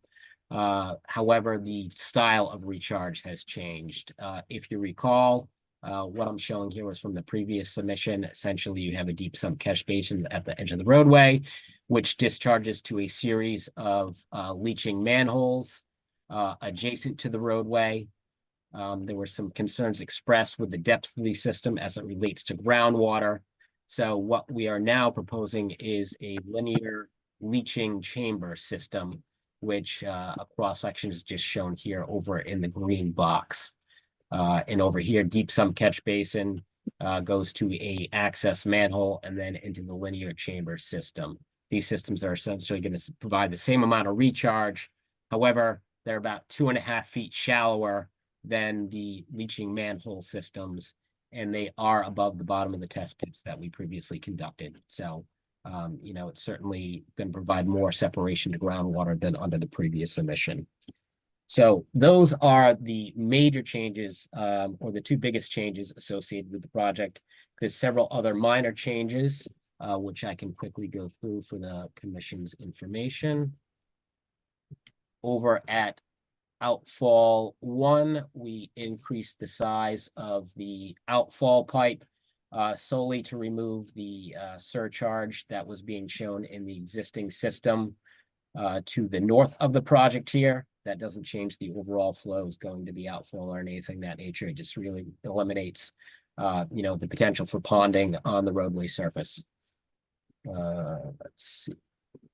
Next. Your peer reviewer was able to point out that we did not have proper cover over the outfall pipe at Outfall 2. So we provided some additional grading information just to ensure that there is adequate cover over that. And we provided an additional clarification on our deep sump catch basin detail to ensure that it's clear that hoods are to be provided at all existing catch basins to remain in all new catch basins within the project limits. The other remaining change on the project was just an update to the operation and maintenance plan to include the leaching chamber systems as well as the sediment forebay near the southerly outfall. So that is a pretty concise overview of what has been updated since the last submission. I'd be happy to answer any questions that the commission may have and go from there. So I think my first question here, it's still kind of my remaining question, is that southerly outfall. And I do just want to say thank you, Matt. I think this project has really come a long way from its inception. I know we've been back and forth with a lot of design changes through peer review, and I appreciate the receptiveness, and I understand that dealing with the state can sometimes be more challenging to commit to follow-up maintenance. And thank you for all the efforts you put in. Sure. But I just want to sort of understand, because we've gotten another letter from the property owner at the southerly outfall. And I just want to understand how that's designed to prevent additional stormwater flow. How it's designed to prevent additional stormwater flow. So as you know, the project just proposed some increase in impervious area, and there is by default, there is going to be an increase in total flow and some of the rates to the outfall itself. We did provide some information during the last hearing, based upon the size of the wetland and the total amount of flow that was going there, that it could be, up to a maximum wetland change elevation of 4 inches. That's assuming like a strictly static wetland area with that flow placed instantaneously over the top. In reality, there's an intermittent stream that runs through the property. It's going to be much less than that. So we really don't anticipate, any significant changes. We also noted that, most of the impervious change is from the area of the intersection. I think project-wide, we're about 27,000 square feet. And if my memory serves me correct, I think somewhere on the order of about 18,000 square feet is being directed to that southerly outfall. So you're really talking about the equivalent impervious area of, a few residential lots. So we're really not looking at a huge change. So to the abutter's concern, yes, there will be some increases to flow rate and total volume. However, we don't think this is going to be significant. I think they also were concerned about pollutants being directed to there from the outfall itself. Deep sump catch basins are now being provided throughout that corridor where they do not exist today. So that provides some additional sediment capture. And the hoods are also being provided, which can, prevent trash. I think they mentioned they were concerned with some of the trash coming from the gas station or something along those lines. Yeah. So the hoods can prevent trash. Can also have limited hydrocarbon removal. And we do have some of those subsurface leaching chambers as well, which is going to help further mitigate some of the pollutant loading out there. So I think we've gone through and looked at what are options that the DOT can maintain and what is realistic to install within a roadway type of situation. And I think that's what we've arrived at as what is practical to do so. I know at our last meeting, we had some conversation about this being Article 97 land, which candidly, I don't totally understand the significance of. And then I think it's come up since that there is in fact a recorded drainage easement there. That is correct. Okay. Yes. Has that been provided? It has been. Yes. All right. Thank you. And then do we have a book and page number for the recording of this presumably order conditions? So our yeah, if you could go ahead. It was okay to record the order of conditions with the street. He said we can go straight to the Registry of Deeds and record it on Washington Street and Elm Street, and that has been done in the past, and that would be acceptable to DPW as well. So we do have a mechanism to record the permit. That's mostly what I care about. Thank you. That's what I have for now. Any additional staff comment here? Just the one, and it goes Please. back to that southerly outfall. And like you said, Ben, they've made significant improvements, and they've moved the surcharge in all of the pipes, which is also pretty significant. But also to address the abutter concerns, that last part about how much water is being discharged at that outfall. I'm reasonably confident that if you did the same exercise that you did, say the northwestern outfall near the septic system and the garage, and just plot that on the USGS that shows the wetland area, you would be able to demonstrate that it would not be an issue. The commission can condition that, and so that we can issue the permit and move the project forward. That's really the last remaining issue for meeting standard 2 of the stormwater management requirements. Is something that we can condition. It's something you've already done on a different section of the project, and should be able to do for this area, just to clearly demonstrate that there would not be an impact to that wetland or to the farm fields.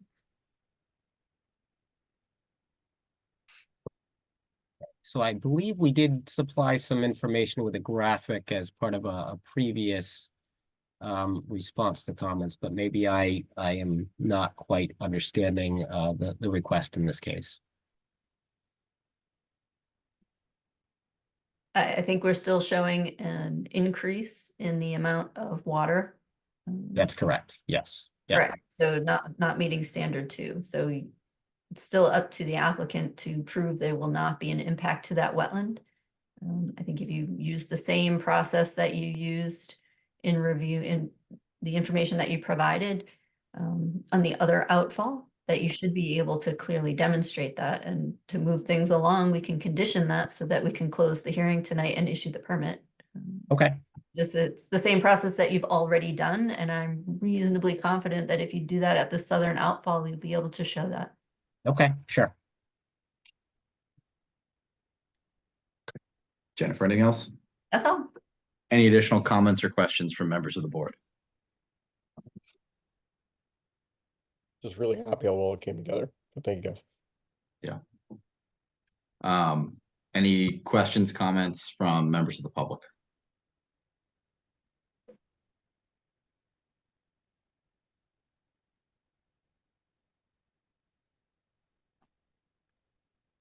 All right. Seeing none, I assume you'd like to close. Yes. Motion to close the public hearing on Washington Street, Dickerman Road to Elm Street, Mass DOT notice of intent for road improvements. Vecchio second. You get it. I'm gonna go with Vecchio second, because I think we had 3 simultaneously. You're under. Everybody wants to close it. Carol motion, Vecchio second, roll call vote. Benson, I. Carol, I. Crossman, I. Vecchio I. Motion to issue an order of conditions and permit for work for Washington Street, Mass, Dickerman Road to Elm Street, Mass DOT notice of intent. Noting calculations are to be provided for the southern outfall. And Nate Crossman, you have abstained just because you've missed too many of the meetings, and we can't have you vote for the Mullins rule. Everybody else is good. Thank you, Jennifer. Vecchio second. Carol motion, Vecchio second, roll call vote. Benson, I. Carol, I. Vecchio I. Thank you very much. Looking forward to having a light on my commute. Thank you very much, everyone. Thank you. Thanks, everyone. Good night. I am looking forward to having a light on my commute. That left is brutal. Yes, it is. Yeah. Um, We're going straight. yeah, going straight is really Very brutal. true. Sorry, Nate, you're good for all the other projects. It was just that one. No, I apologize for not catching that sooner. So up next is 718 Washington Street, notice of intent for construction of a commercial building with a new septic system. They've requested a continuance to 10/28. Should we have a conversation about that? I mean, it seems like a pretty far out continuance. I assume that means we'll probably see something at the next time it's just been on our agenda for quite some time. Yes, we did a site inspection between the last meeting and this meeting, so there should be more information coming. Very good. They did ask for the continuance to that date. No, that's okay. Just trying to button up loose ends. So, I'm sorry, you said 10/28? Correct. Um, It's 2 weeks. yeah, no, I'm sorry. I'm thinking we're earlier in October than we are. Motion to continue 718 Washington Street to the October 28th meeting of the Easton Conservation Commission. Spady second. Carol motion, Spady a second, roll call vote. Benson, I. Carol, I. Crossman, I. Spady, aye. Vecchio, I. Right, very good. Up next is 51 Rockland Street, which is a ANRAD for a single family home. They've requested a continuance to November 18th. However, that is town meeting and we cannot have a meeting the same night. And so we have to change that meeting date. Your choices are a little slim in November. So you have November, Tuesday, November 12th, Tuesday, November 19th, or Monday, November 25th. That's the same week as Thanksgiving. I'm sorry, so 11/12, 11/21, or 11/12, 11/19, or 11/25. Pick a Tuesday. Those are Tuesdays, okay. off meeting nights, but if we'd have to wait a full month if we waited till the 25th. I'm kind of is it possible to give them an option here? I mean, how about we just can we continue You this need to know when all of you can be there. Yeah. That'll be the one of the two. date. Okay. Generally work Tuesday nights, like I obviously I did tonight. Especially then it might be a little packed. Tuesdays are tough, but because it's not a meeting night, but we need to know that all of you will be there before we call a meeting. So the 12th, the 19th, or Monday, the 25th. I can do either the 12th or the 19th. I can do any of those dates. That works for me. Same here. I can shoot maybe for the 19th. I'll just try to put it in for work, see what's up. I think Ben fell asleep. No, just none of these dates work well for me. What was the last one? The 25th? Monday, the 25th, but the other ones are Tuesdays.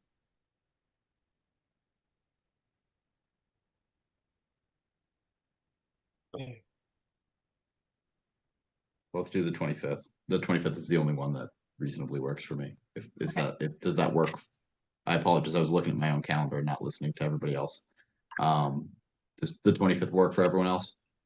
Yeah. Sure. Seems like it's impinging on my Thanksgiving fun, but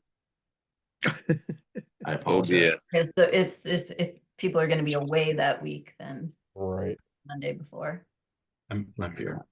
You guys are all there. Yeah. Okay, so motion to continue 51 Rockland Street to the 11/25 meeting of the Easton Conservation Commission. Spady second. Carol motion, Spady a second, roll call vote.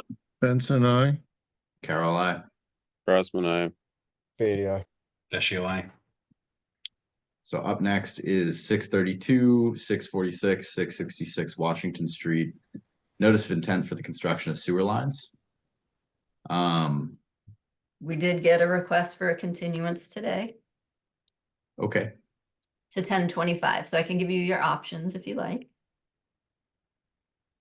what are our options? Okay, you can continue to the next meeting as they requested. You can continue until, I don't know, December or January if you like. You can continue until the revised plans have been submitted, but then they'll have to redo a legal notice and the abutter notices again. Considering it's been several months with no discussion, and I'm not really sure when we're going to get revised plans, that may be your best option. Otherwise, you can deny the project for lack of information and they'll have to refile. That means they'll have to pay the filing fee all over again. If you continue until the revised plans are submitted, then they're still sort of in the system. We're just not putting it on every agenda for them to request a continuance. Yeah, I mean, my gut tells me let's just give them until the next meeting. I would hope that the request for a continuance indicates some type of effort and They'll have to get us information by Monday. Well, I didn't get the sense that that was happening, but I did see Scott in here, so let's ask Scott.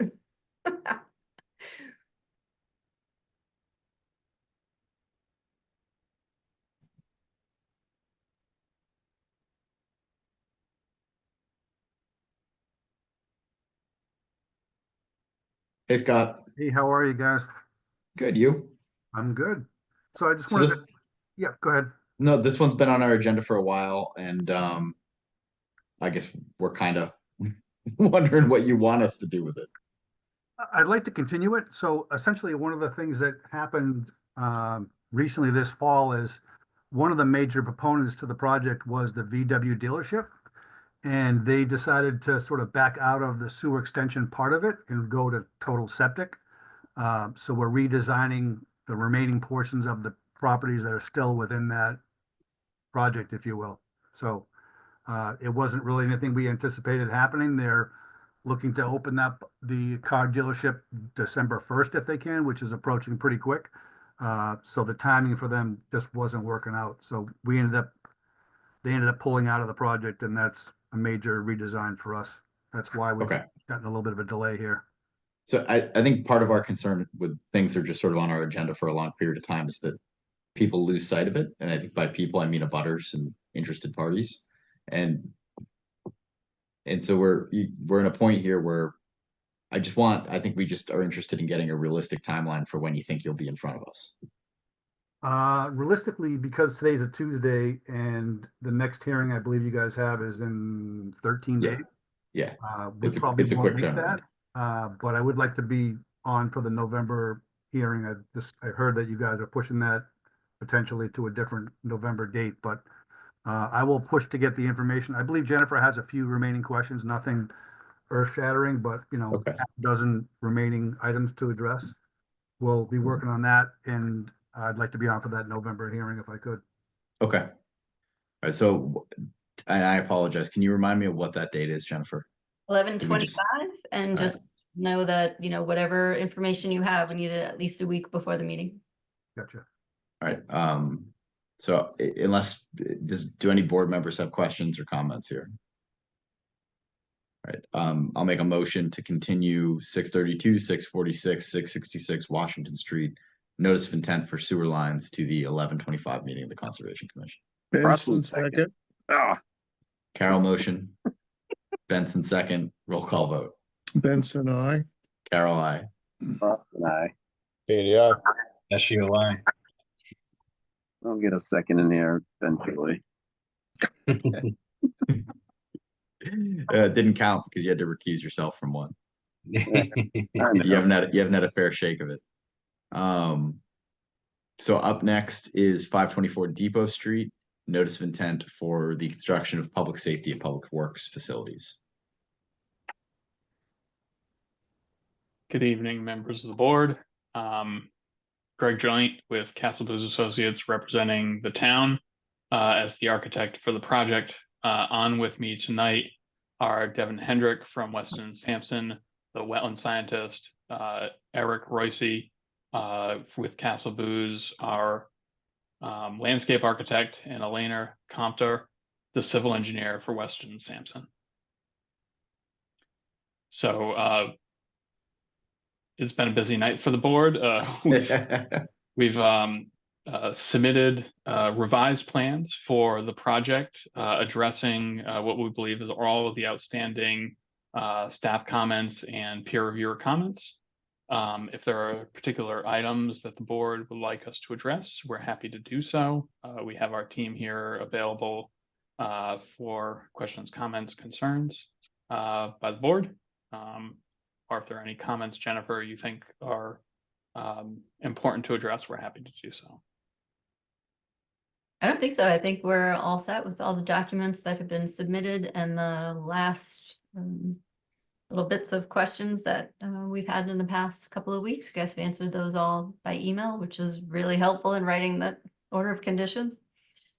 I think we have some comments from the peer reviewer and town council on the draft, and the commission has the draft, so you're ready to close. Very good. Yeah, I just want to say, this has been an intensive process, and thank you all for indulging it and making this what I think has become a really good design. Thank you. We appreciate that. Any questions, comments from members of the board?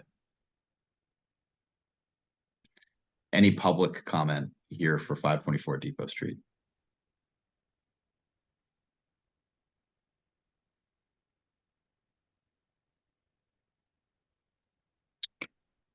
All right, seeing none, motion to close the public hearing for 524 Depot Street. Crossman, second. Carol motion, Crossman second, roll call vote. Benson, I. Carol, I. Crossman, I. ADI. Vashio, aye. Motion to issue an order of conditions and permit for work for 524 Depot Street. Vashio, second. Carol motion, Vecchio second, roll call vote. Benson, I. Carol, I. Crossman, I. ADI. Vashio, aye. Thank you. Very good. Thank you, everybody. Thank you all. We appreciate it. Have a good night. Thank you very Likewise. much. So moving on to requests for an extension, 345 Center Street, also known as Goodspeed Estates. Morning. Thank you for hearing us tonight. My name is course. Karen Bosader. I'm the project manager for Backcut LLC, who is the developer for 345 Center Street, Goodspeed Estates. And we're asking for an extent of the permit for the subdivision. We have a few items we need to finish up. We're requesting an extension for 1 year. Okay. Scott, do you have anything you'd like to add to that? Unless you have any questions for me. I know there's been some back and forth with the botanist who's been working on the project. I think it'd be helpful for the commission to sort of understand the status of, in particular, invasive species management back there, as I know we've gotten some feedback from people who are living in the development, who seem to be upset that some invasive work may or may not have been done in accordance with the plans. And I think it's my understanding that much of that has been addressed between it being brought to our attention and this meeting.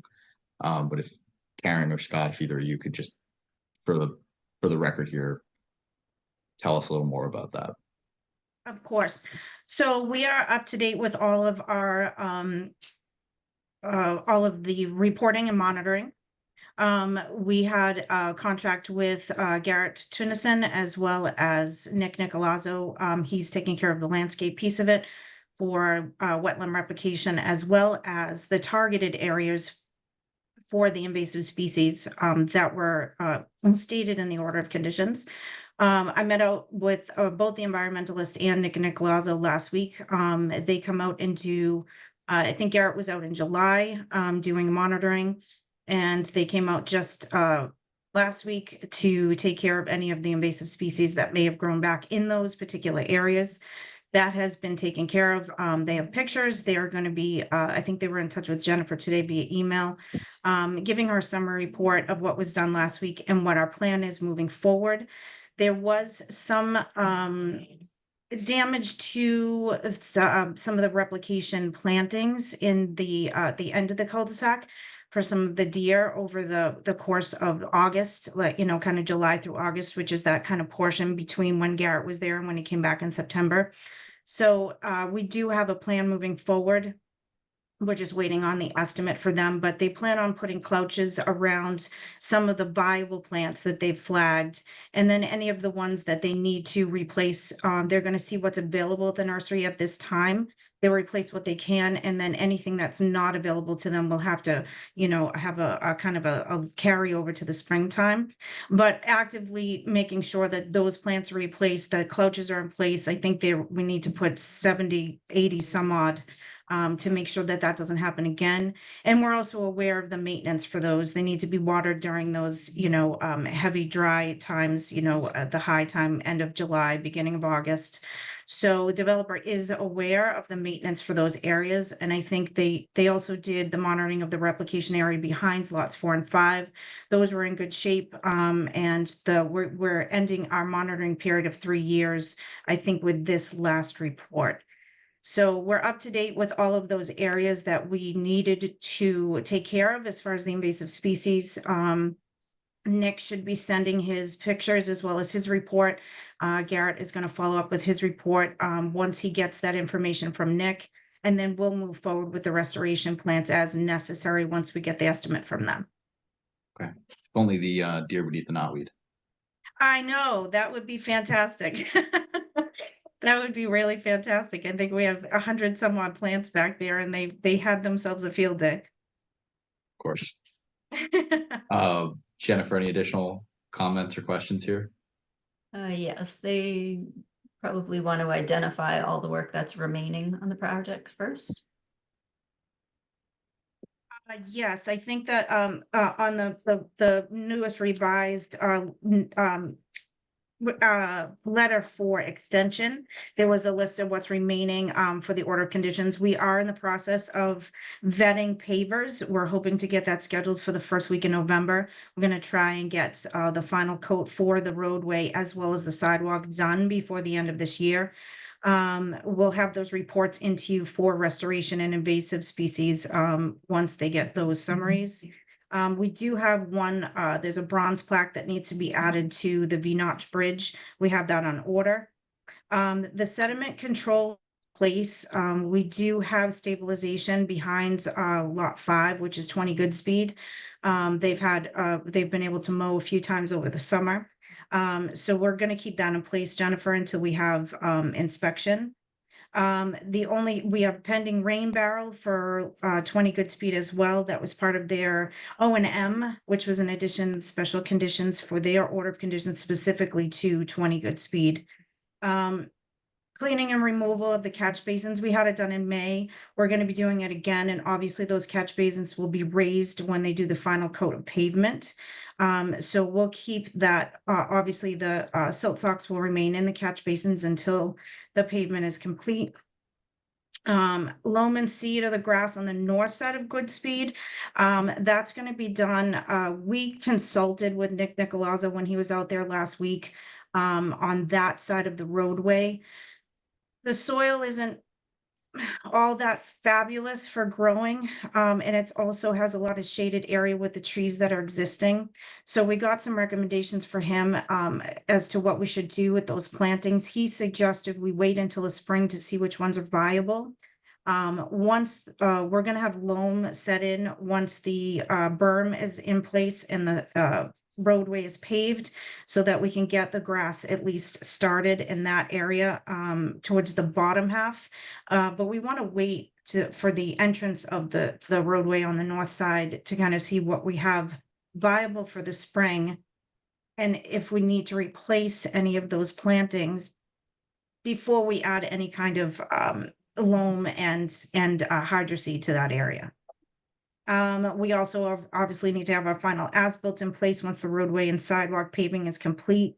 And then once we have those in place, obviously we'll have the engineer in, we'll have inspections done, and then we'll have, once we get our, certificate of compliance, we'll be able to switch over our homeowners association to the residents. So that's our plan, and we're hoping to get majority of that done before the end of the year. But we knew our extension date was coming, October 21st. So we wanted to give ourselves, the paving companies were a little behind as far as their scheduling. So we wanted to make sure we gave ourselves a little bit of a buffer, but are confident that we can finish everything within that year. Okay, and do you have an estimate for surety? What's I'm that? sorry? An estimate for a surety? I do not have that. I can get it for you, Jen, with what's remaining. I know that we have one on file for for with the remaining work. I think there was 109,000 that that's for the original surety. That was put up. For the planning board. Yeah, yes. Okay, so conservation would be separate. Would be a different one, a different surety. And I do have information from Garrett, but it does say that a lot of the plants had died and they need to be replanted, as you mentioned, with the clouches. And the remaining invasive species work needs to be done. That's been done. That was completed last week. Yeah. So if these items keep coming up and they're have a significant portion of them that have died, that extends the reporting. It's not, just so you're aware of that. Yes, we still have, as far as I know, for that specific restoration area, I think there's still 2 years left in that monitoring. I think the third year was the restoration area that was behind 20 Goodspeed. So there's still 2 years left on the contract with Garrett for monitoring for the end of the cul-de-sac. And the end of the cul-de-sac is the area that the abutters are making their complaints about. I'm not sure what area I'm not sure if that's an area of concern for them. I know that was what our order of conditions were for, and that where the restoration plants, I think there's between 80 and 100 that were needed in that area. So I know that they were saying, Garrett sent me an email today. I know we have between 70 and 80 clouches, and he thought that there was probably going to be about 20 plants that we would have to replace. And that they would wait for some of the ones that were kind of on the fence. They didn't know how viable they'd be until the springtime to see if they were growing. But they wanted to try and get those cloches in place before the end of the season. So they were hoping to do that within the next 2 weeks. Okay, thank you. So I think a year is a long time. And I think we're sort of at the end of this, if we haven't missed it, planting season. I think I'm in favor of a 6-month extension. And we can revisit this, and we'd very much like to see some additional communication between the applicant here and the board. Because I think we'd been requesting some of this information for a while before we received an update. Yes, there was a kind of change of hands. I just recently came on to help with the development. I was actually working with a builder. And I am now kind of on with the development team. So I'm hoping now that there's somebody that's more consistent, being able to give you information that certainly will be able to do that for you. Thank you. So 6 months brings you into May. That does include the next growing season. So that should put you in a good position if you need an additional extension at that point. Okay. That's sort of my hope. Okay, any questions or comments from members of the board? Any questions or comments from members of the public?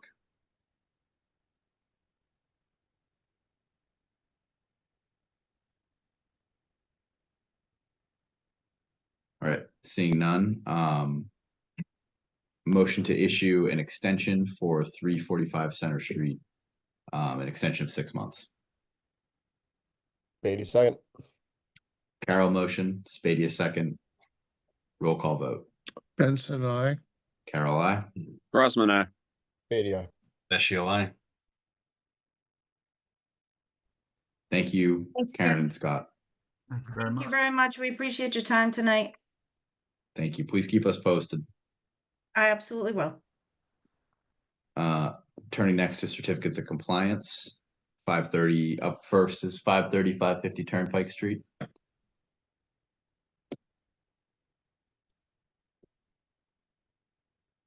Which is a request for a partial certificate of compliance. Do we have anybody here for that? We do. I just promoted, but nothing happened. Oh, here it comes.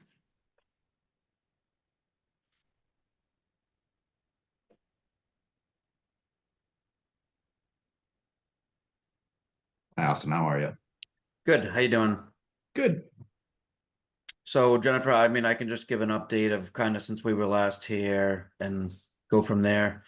We were last before you in July, where we had received comments from the peer review engineer and as well as some comments from the commission. Essentially, the basin hadn't fully established before they started sending water to it during construction.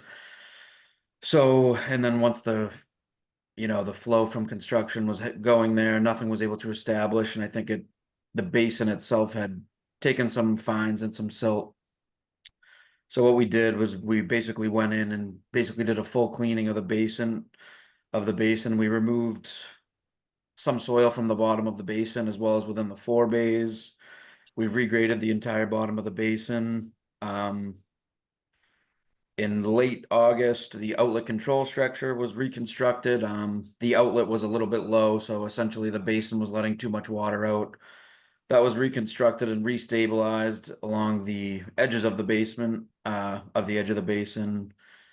In early September, they did the final seeding and stabilization of the basin and essentially the entire site. Upon completion of that restabilization, our company went out and did a final as-built. We resubmitted that as-built to the commission and the peer reviewer on September 19th. And then subsequently, we had a site walk with Jennifer and the peer reviewer on September 23rd. How we had left it with the commission is that we were going to do a site walk to kind of nail down the final location of the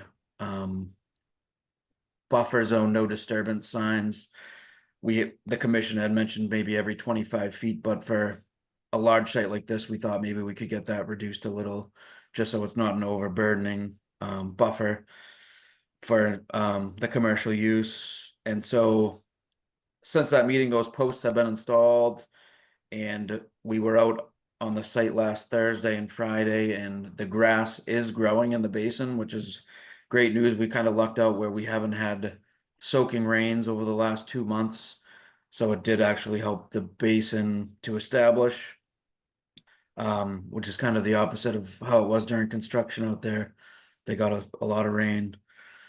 And that's really the update from my end. Again, we filed for a partial certificate of compliance out here.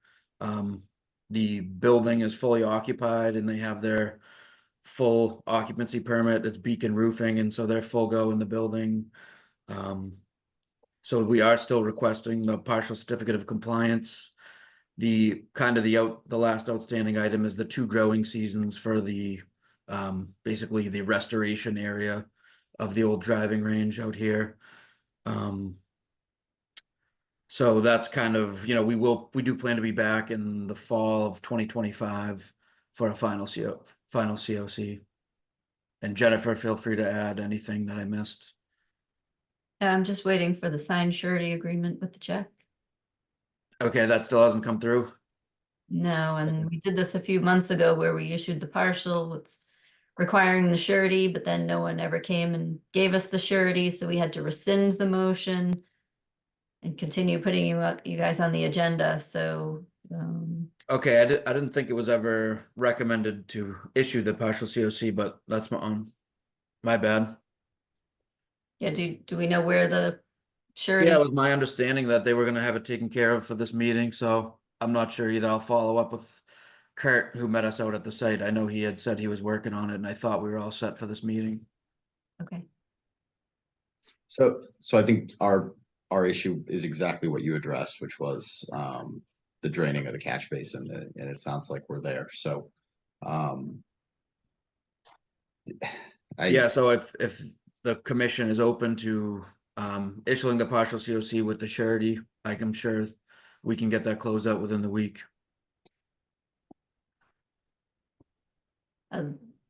Yeah, I was going to say signed version. We've already done that once before and it didn't come through. That was 3 weeks that we waited. And then had to act because we only have 21 days to act. So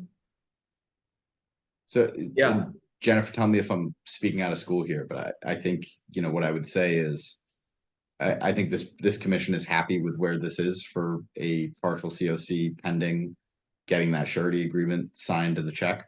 And so if we get that between now and the next meeting, I don't think a representative needs to come back on the 28th. But so, you know, it's sort of my best compromise and not trying to waste you guys' time, but also making sure we have what we need. Yeah, that sounds reasonable. So I don't need a motion to continue this to the next meeting, right, Jennifer? No, it's a certificate. You don't. Yeah. So that's what I would say, Austin, is I think, and if anyone in this board has questions about this, please raise them now. But I think, you know, if we get that between now and the next meeting, we can close it without a representative here. Thanks. Great. Yeah, so we'll get that charity to you before the next meeting. Thank you. You. Thank you. Thanks for your time. Okay, yeah. Right.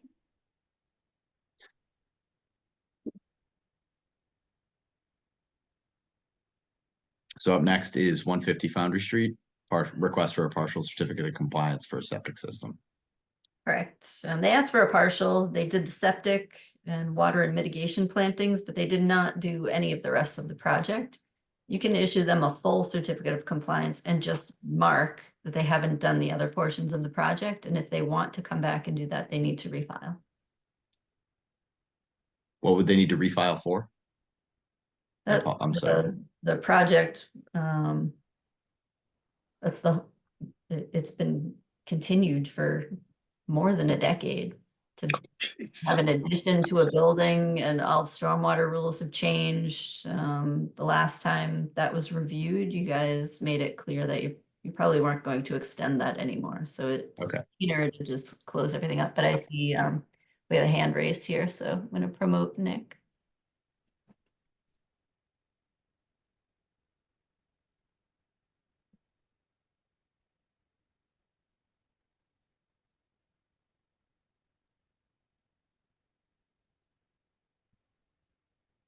Hi, Nick. How are you? How's it going? I'm Nick with Conoco Engineers and Scientists, representing Lee for Maplewood Day Camp LLC. I think just as Jennifer mentioned, this thing's been going on since I think 2007. So I think the plan is to anything that has been completed, get a certificate for. I thought we had to do a partial, but I think, like you said, that makes sense.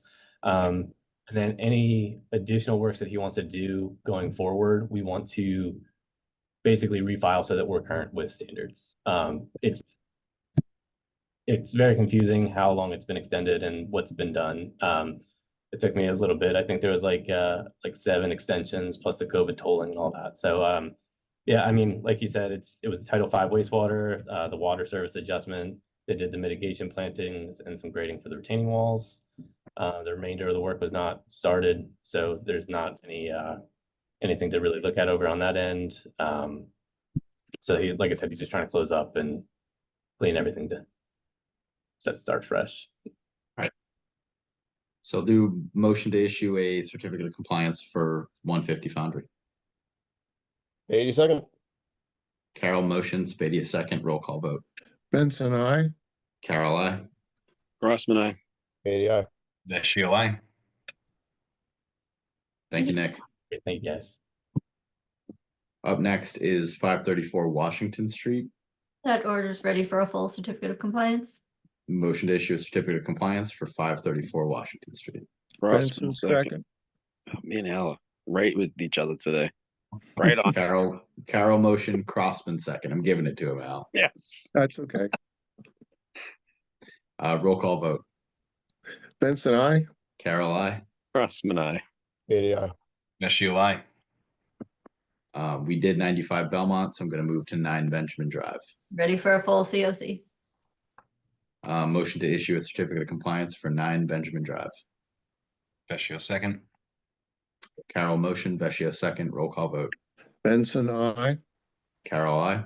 Crossman, I. Beatty, aye. Vecchio, I. 306 Bay Road. Ready for a full COC. Motion to issue a certificate of compliance for 306 Bay Road. Second. Carol motion, Spadia second, roll call vote. Benson, I. Carol, I. Crossman, I. Beatty, aye. Vecchio, I. Next is enforcement. First order of business is to schedule 5 Jonathan Drive for a follow-up inspection. Yes, When are we going? that's you, Mike. Yeah, whenever you're ready, whenever you want to go. I'm probably available more like 10 or 11 on weekdays, more so 10ish. You want whatever really works. I don't have anything until Friday or next week. Why don't we do a day next week? You want to do some earlier in the week? Yeah, that's fine. Okay. You guys want to do 109 Rockland Drive? Right. I figured might as well. That's fine. Totally good. That's fine. Cool. Yeah, we'll text times later then. That's fine. That's fine. We just didn't want to leave anybody else out in case they wanted to come. Who's coming? I might be interested depending on which day. If it's Monday next week, I could make it. Okay. Okay. Good, thanks. We did receive a complaint for 68 North Main Street. That was the determination of applicability for the garden. Yep, I remember it. Yep. And Mike and I have driven by, so Mike, I don't know if you want to.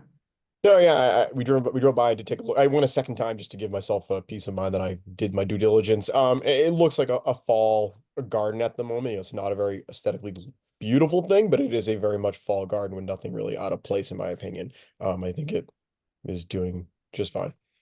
What was the alleged complaint? Supposedly mulch, correct? Or added loam? Excess soil, trucks full of soil going onto the site. I drive past there every day. I've sort of watched that garden develop over the summer. I have not seen or noticed additional material in that garden. Yet alone truckloads of material being delivered. So I don't know that we need to do anything else with that.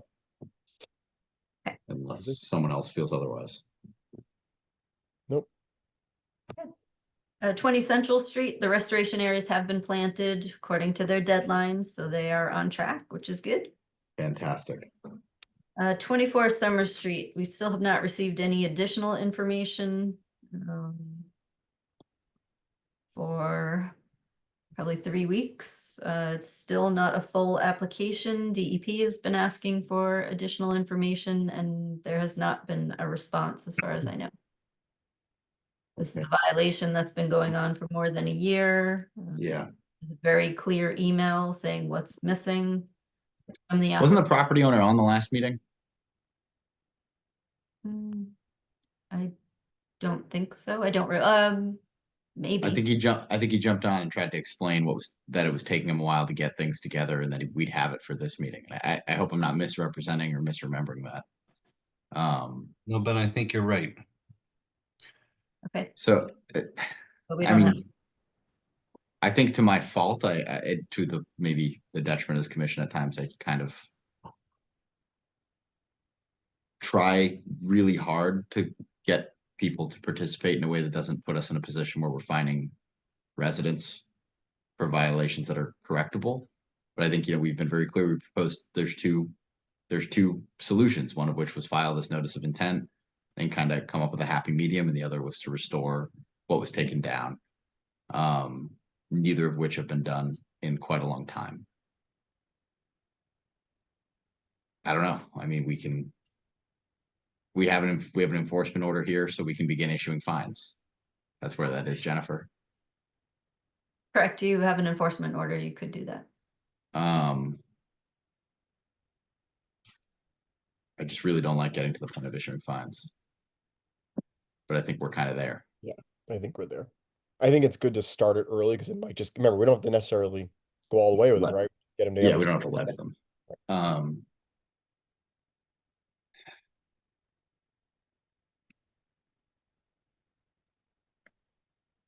When would we start? You could make it just the one fine like you did for 109 Rockland and see if that shakes things up. Yeah, let's do one fine. Let's do 1 day of fines.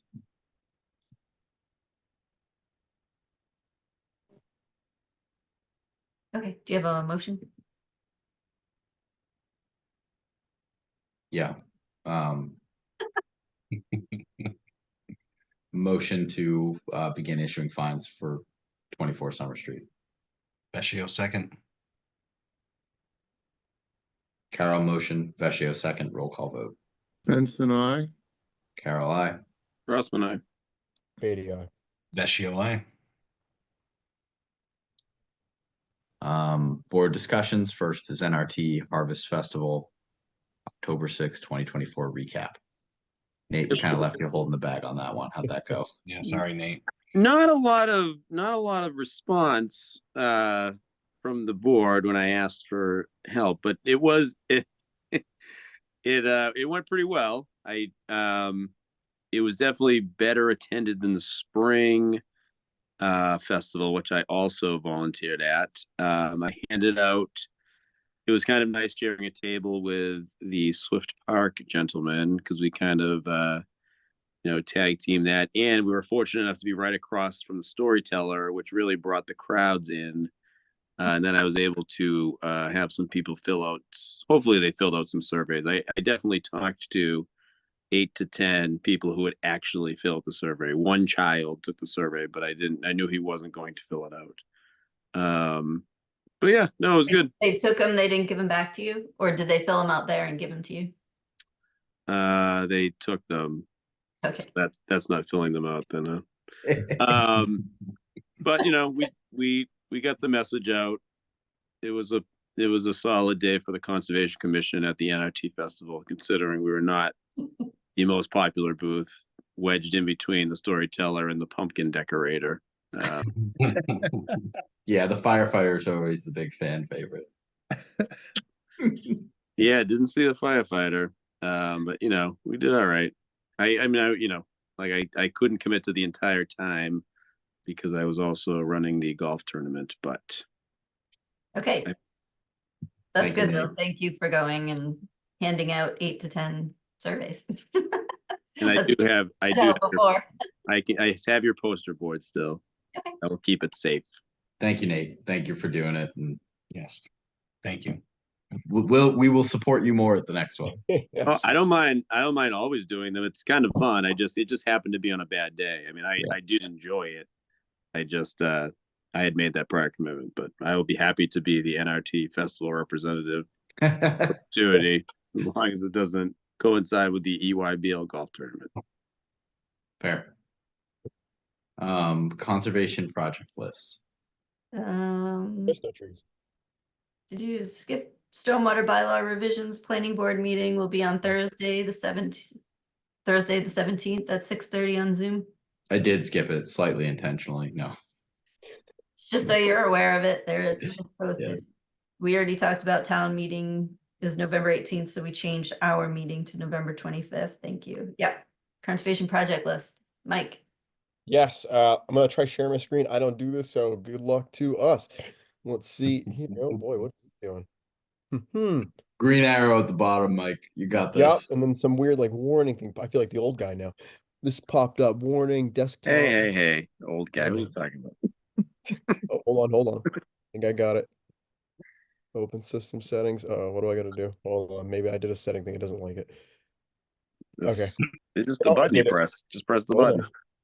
I'm adding passwords now. We have to. No. Yeah, you've taken a detour. You should be able to hit share screen. I think I did. Yeah. Let's see. It was a setting thing. Apparently, I didn't allow something. Aha. Are you seeing me? Or no? Just you. Now it's coming up. There we go. All right. We're coming along here. We don't see anything except. Do you see this now? Yes. Yes. Nice. All right. Cool. So, I just have it's quick. I have a couple just screenshots of locations where I thought they would be best suited to be planted, and also kind of give you some guys options of where you think you guys might want to see these planted as well, because I don't want to make all these choices myself. It's a group decision. Al, you still here?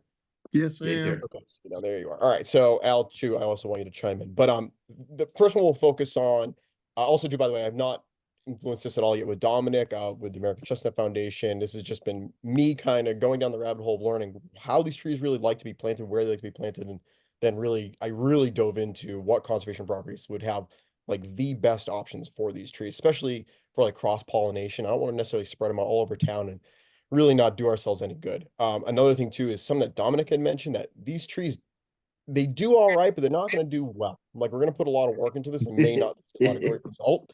So I also thought, to just help our own selves, we're going to be managing this, maybe myself, trying to put these in a spot again where we can kind of get to them all in one spot and kind of look at them all. So first one is Wheaton Farm.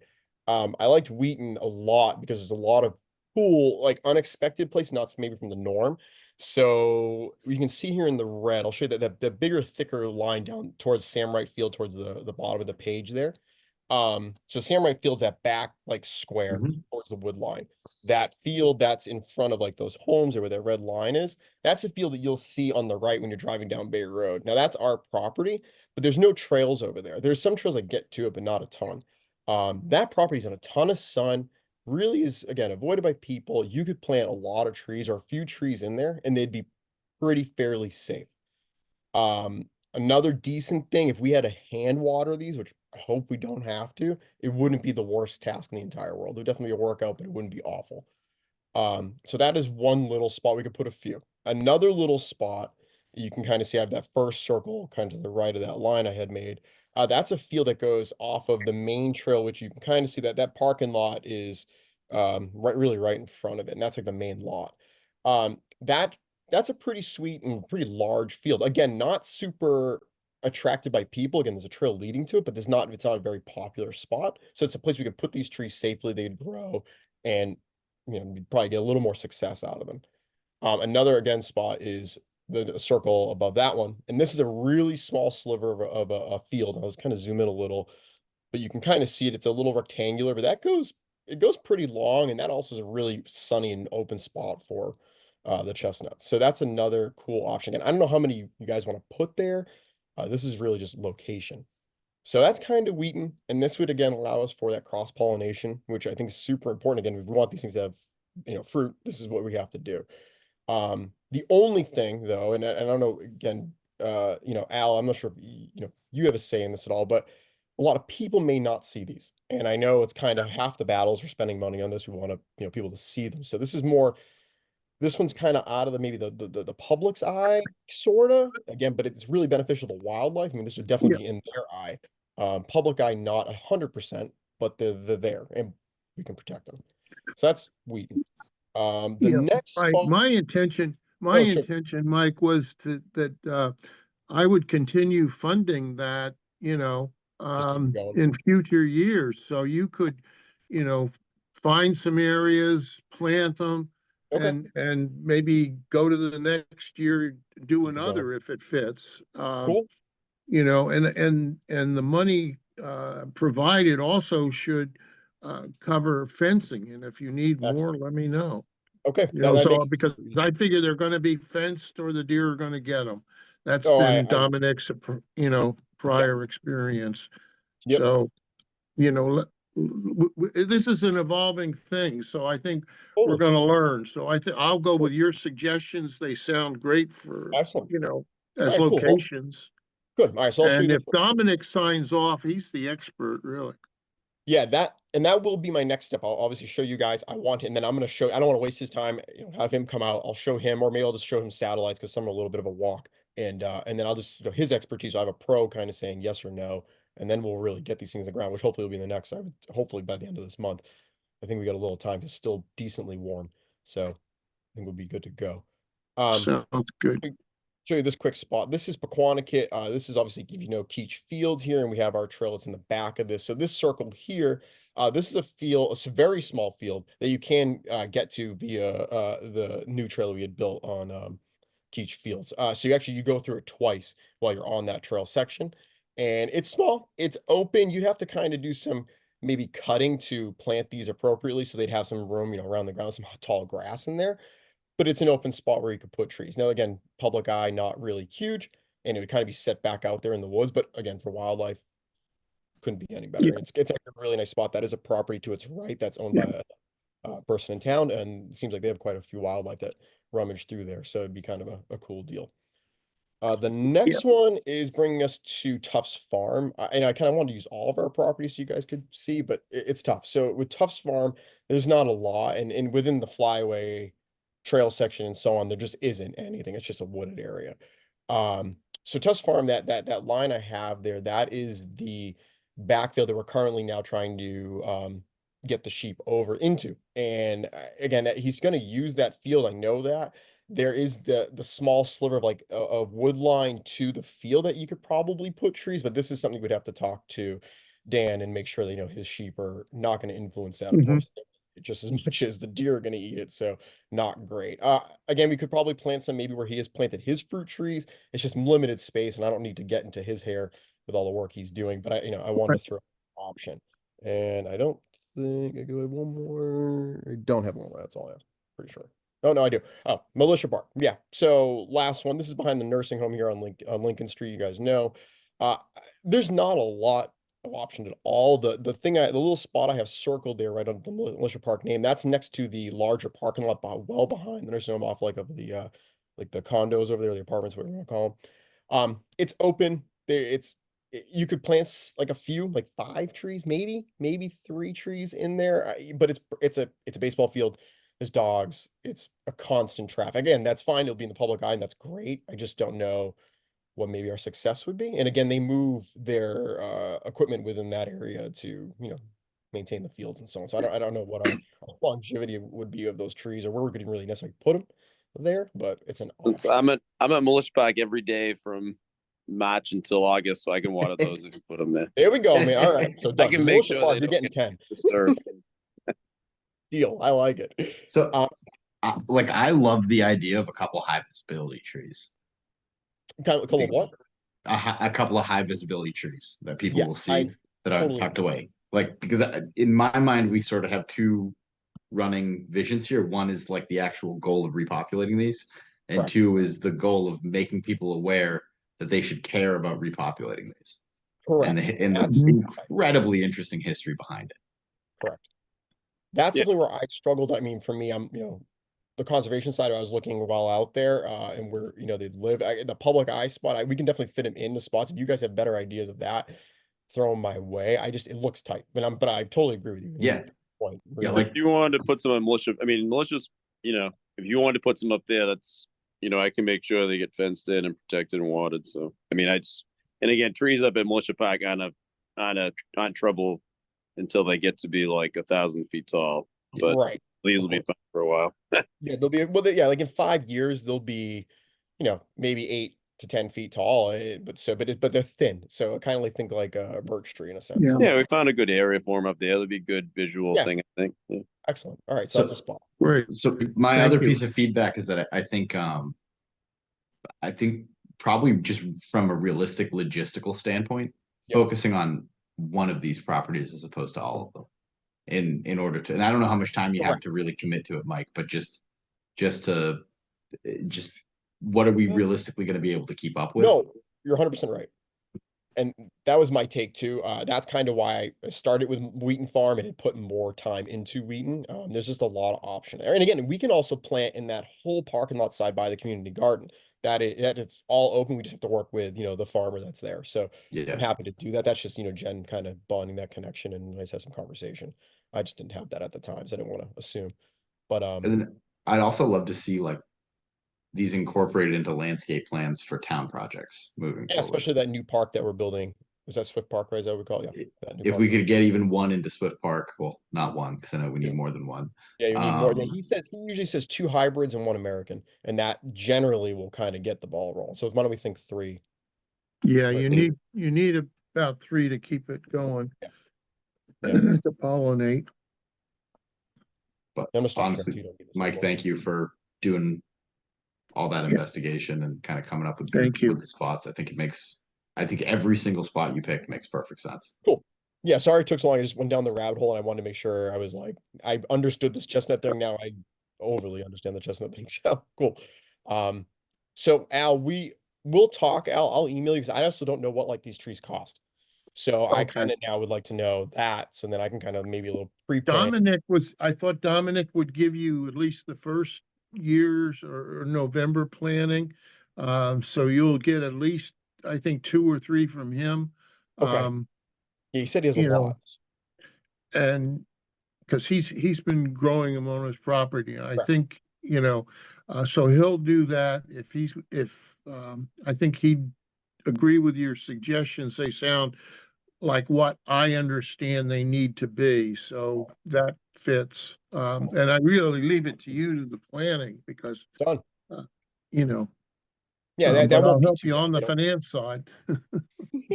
That's perfect. At least I just want to know what those trees cost, so I'll reach out. I think probably $80 a piece. Get them Okay. delivered. They're small, so it's in Yeah. that range. So we can buy, we can buy several. But we have to put the fencing around them to keep the Yes. mice and the deer away. Yeah, we'll just do So, like that green farm fencing, mini, like okay. middle sized square with like the the stakes going around it. Okay. Zip tie Yeah, that down. Will be he's good. planted a lot, so you might want to check with him, with Yep. Dominic, to get his opinion. Yep. You Yeah, know, that's what because he had used at Borderland in that field where the deer are yes, pretty yeah, much decimating them. Or well, not now, but yeah. so yeah, no, I got that down. We'll be good to go. Easy stuff. So, and if you want to buy trees next year, please. Done. And you got 1,000 in there now that's unspent, so it'll stay. And like I said, next year I'll put in another if you want. Perfect. So Cool. we'll I'll keep send it this to going. Dominic. Perfect. I'll send this to Dominic then. I'll make sure he just gives me a good feel of approval here, and we'll probably just get planning at Wheaton. Why don't we just start there and go wild with it? So Sounds great. And if we can source seeds, I like planting things and growing things. And I know those seeds are kind of complex and have an overwintering process. Yep. But I'd be willing to germinate and take care of trees to a point where they could be planted. we should reach out. Super.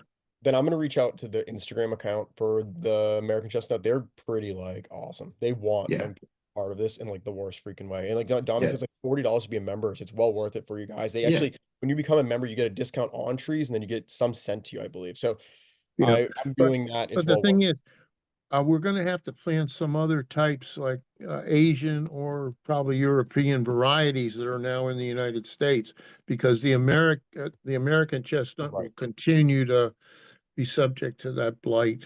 Correct. And 110%. so, Yeah, and the we hybrids don't want. are kind of easy to get, and the Asian ones are certainly easy to get, and it's just the blight affected American chestnut trees are.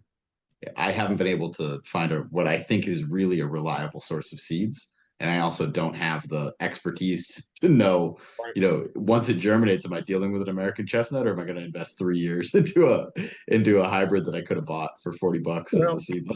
by mixing them, by mixing the Americans with some hybrids, one of our trees may in fact come up with a chestnut that's viable against the blight, and that's 1 in a million. But hey, it's worth tossing the dice. It's an upward I'm battle. in. That's for darn sure. But we're ready. Let's go. Yeah, I'm in. Love it. Thank you. thank you. Guys. So review meeting minutes 9/9/24. Al, if we do. I make a motion to accept the September 9th meeting minutes as amended. Carol second. So Benson motion, Carol second, roll call vote. Benson, aye. Carol, aye. Crossman, aye. Beatty, aye. Eshiel, aye. Approve release of Tufts Farm executive session minutes meeting 7/10/23 and 3/25/24. Anybody review those in detail? I didn't. So those Okay, were can we- executive session minutes that you've actually reviewed before and approved. These are just now that we have the insurance money and the agreement, Okay. everything is all settled. This is just releasing the ones that you've already reviewed and approved. And it does say release, not approval, so I apologize. Motion to release the Tufts Farm executive session minutes as described. Second. Carol motion, Spadia second, roll call vote. Benson, aye. Carol, aye. Crossman, aye. Eshiel, aye. Draft 2025 schedule, that was in the binder. I reviewed it. I do not have a conflict, so for now, seems great. Agreed. Do you need a motion on that? No. You just input, yeah. Chair updates. I don't have any this meeting. CPC updates. Nothing that's material. Okay. so Jennifer I have- presented on the last, well, Jennifer, okay. Let me retract. Jennifer presented the last meeting, and I think I'd like to leave that to her to give her feelings. My opinion was that since they were all accepted, they were favorably viewed by the committee at this stage. We still have to go final stage right up to get money or get put on the warrant article. Correct. So I'm just gonna go over them quickly because we have some new information. So the first one is Wheaton Farm Barn. We did get 2 bids in on Friday. We have $181,850 available to us through previous CPC. The estimate, including the roofing and the 20% contingency, is $21,640. So we just got it and started reviewing it. We haven't reviewed the whole thing. So I just want to see what the difference is there. I gave you a copy of your available funding in case you want to dedicate some money toward any of these projects, but hang on, 221,640. So we're short about $40,000. You don't have 40,000 in your account. You can definitely get the structural repairs done to the barn. But not the 17,000 for the roofing. So we can take the roofing and add it to phase 2 instead and just get the structural work done just so we can get moving. How bad is the roofing? Like, are we gonna wind up with further structural damage to what we just repaired? I don't know that 1 year would make that much of a difference. But like I said, we just got the bids in on Friday. Wayne looked at it. I was running out of the building and he said, we got it, it's this much money. So I haven't really reviewed it, but just wanted to give you that update. Yeah. We can touch base on this again at the next meeting though. Because it's been a long night and thinking about money is a little tricky at the end of the night. So Yeah, if we could do that, I think that would probably be in everybody's best interest. yeah, let me just make a note here. We can talk about that next meeting. The ponds, oops, over here. The ponds asked for 5,000 for the evaluation of Langwater Pond and Long Pond, 8,000 for the permitting for treating New Pond Dam, and then, you know, whatever, $20,000 or so for the actual treatment costs. Based on the conversation, everyone's really concerned about using chemicals, and that was the recommended treatment, and that's what we used for the estimate. But that is kind of putting the cart before the horse. Yeah. And so if we back that off and just ask for the evaluations for the other 2 ponds so that we can kind of keep things rolling, and the 8,000 for the permitting, then we'll have a much better sense. Everyone will be involved in the discussions on what the actual treatment is, and then we can revisit going to CPC for the treatment cost in a different year. Well, it won't be this year. It'd put everything behind maybe a year, maybe 2. So I know, so one of the ponds that we're talking about here is Long Pond, which is half in Stoughton, half in Easton. Yeah. Probably mostly Stoughton. I know because I run over there all the time. It's probably 5 years ago, but Stoughton did a massive invasive species treatment at Long Pond. They did. Yeah. And I would be very curious. That whole plan makes a lot of sense to me. But I guess my question is, can we reach out to the Stoughton Conservation Commission and just see, you know, do they have an invasive species report, exactly what they did and what came of it? Yes, and we can do all of that. I just don't know that putting that in with this particular grant application is going to be as efficient for us as if we just waited until we went through the whole permitting process. Again, I think that's right. It puts us up a year, but it seems like that would make everybody most comfortable with it. And I explained, including us, we're not just looking to dump chemicals in the water either. It's going to go through a very rigorous review process, but they would like all the potential outcomes and all the potential information on herbicides, and it's just too voluminous of an ask for me to prepare and for them to even read through it. It doesn't make sense. So it's good. It's to also a prepare that. hypothetical. It's a hypothetical. We don't know what's there. Yeah, so I think I'll just remove the actual treatment part and just ask for the permitting funds and for the next evaluation.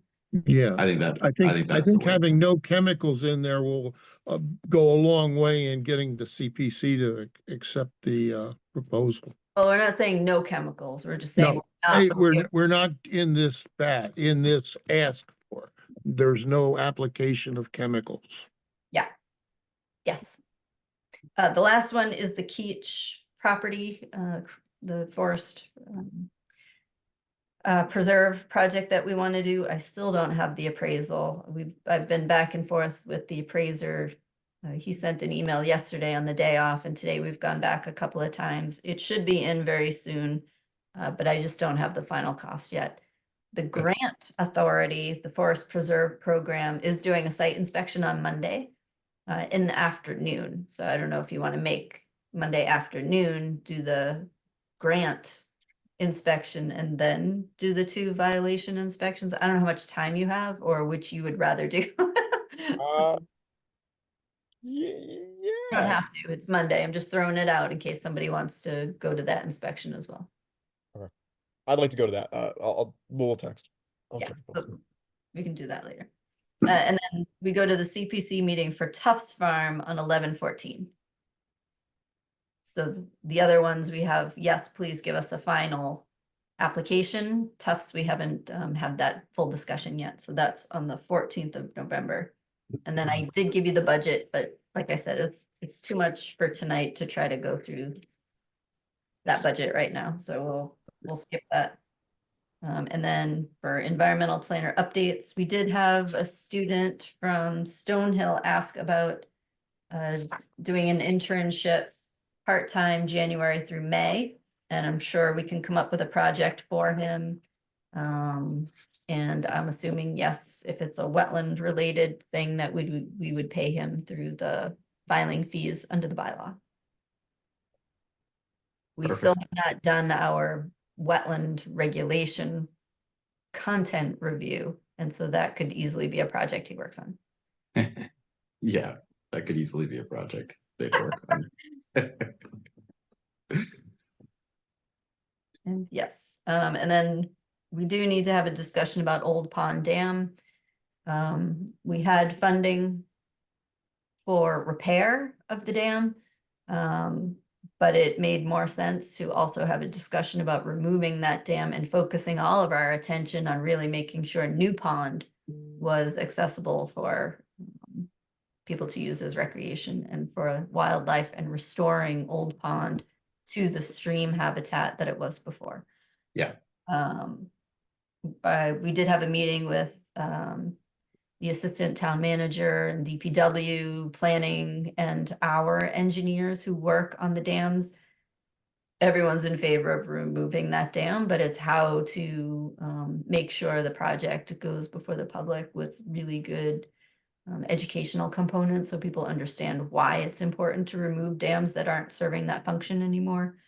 And then the process of getting it in line for a dam removal project. So that's something we really need to have a bigger discussion on. I just wanted to touch base on it tonight very quickly. And you guys all got an email with 2 surveys in it. Please fill them out. Yeah. If you can, the open space plan particularly, we will have to start having public hearings, public meetings to gather input, getting more signs out, getting the survey out to everyone. That'll be posted in the town crier. So I'm hoping we get a lot of good feedback from that. I was really excited that I was able to put it in 5 languages on one form. It looks beautiful and seems to be much easier to use than the one we did for the MVP program. So I'm very excited about this. So that's it for updates. Finally, any pertinent item not reasonably anticipated by the chair? Seeing none, motion to adjourn. Second. Carol motion, Spadia second, roll call vote. Benson, I. Carol, I. Russman, I. Media. SGOI. Thank you, everybody, for hanging in there tonight. It was a long one. It was a long one. Excellent job, everyone. Thanks all. Have a good night. Thank you. Good night. Yeah.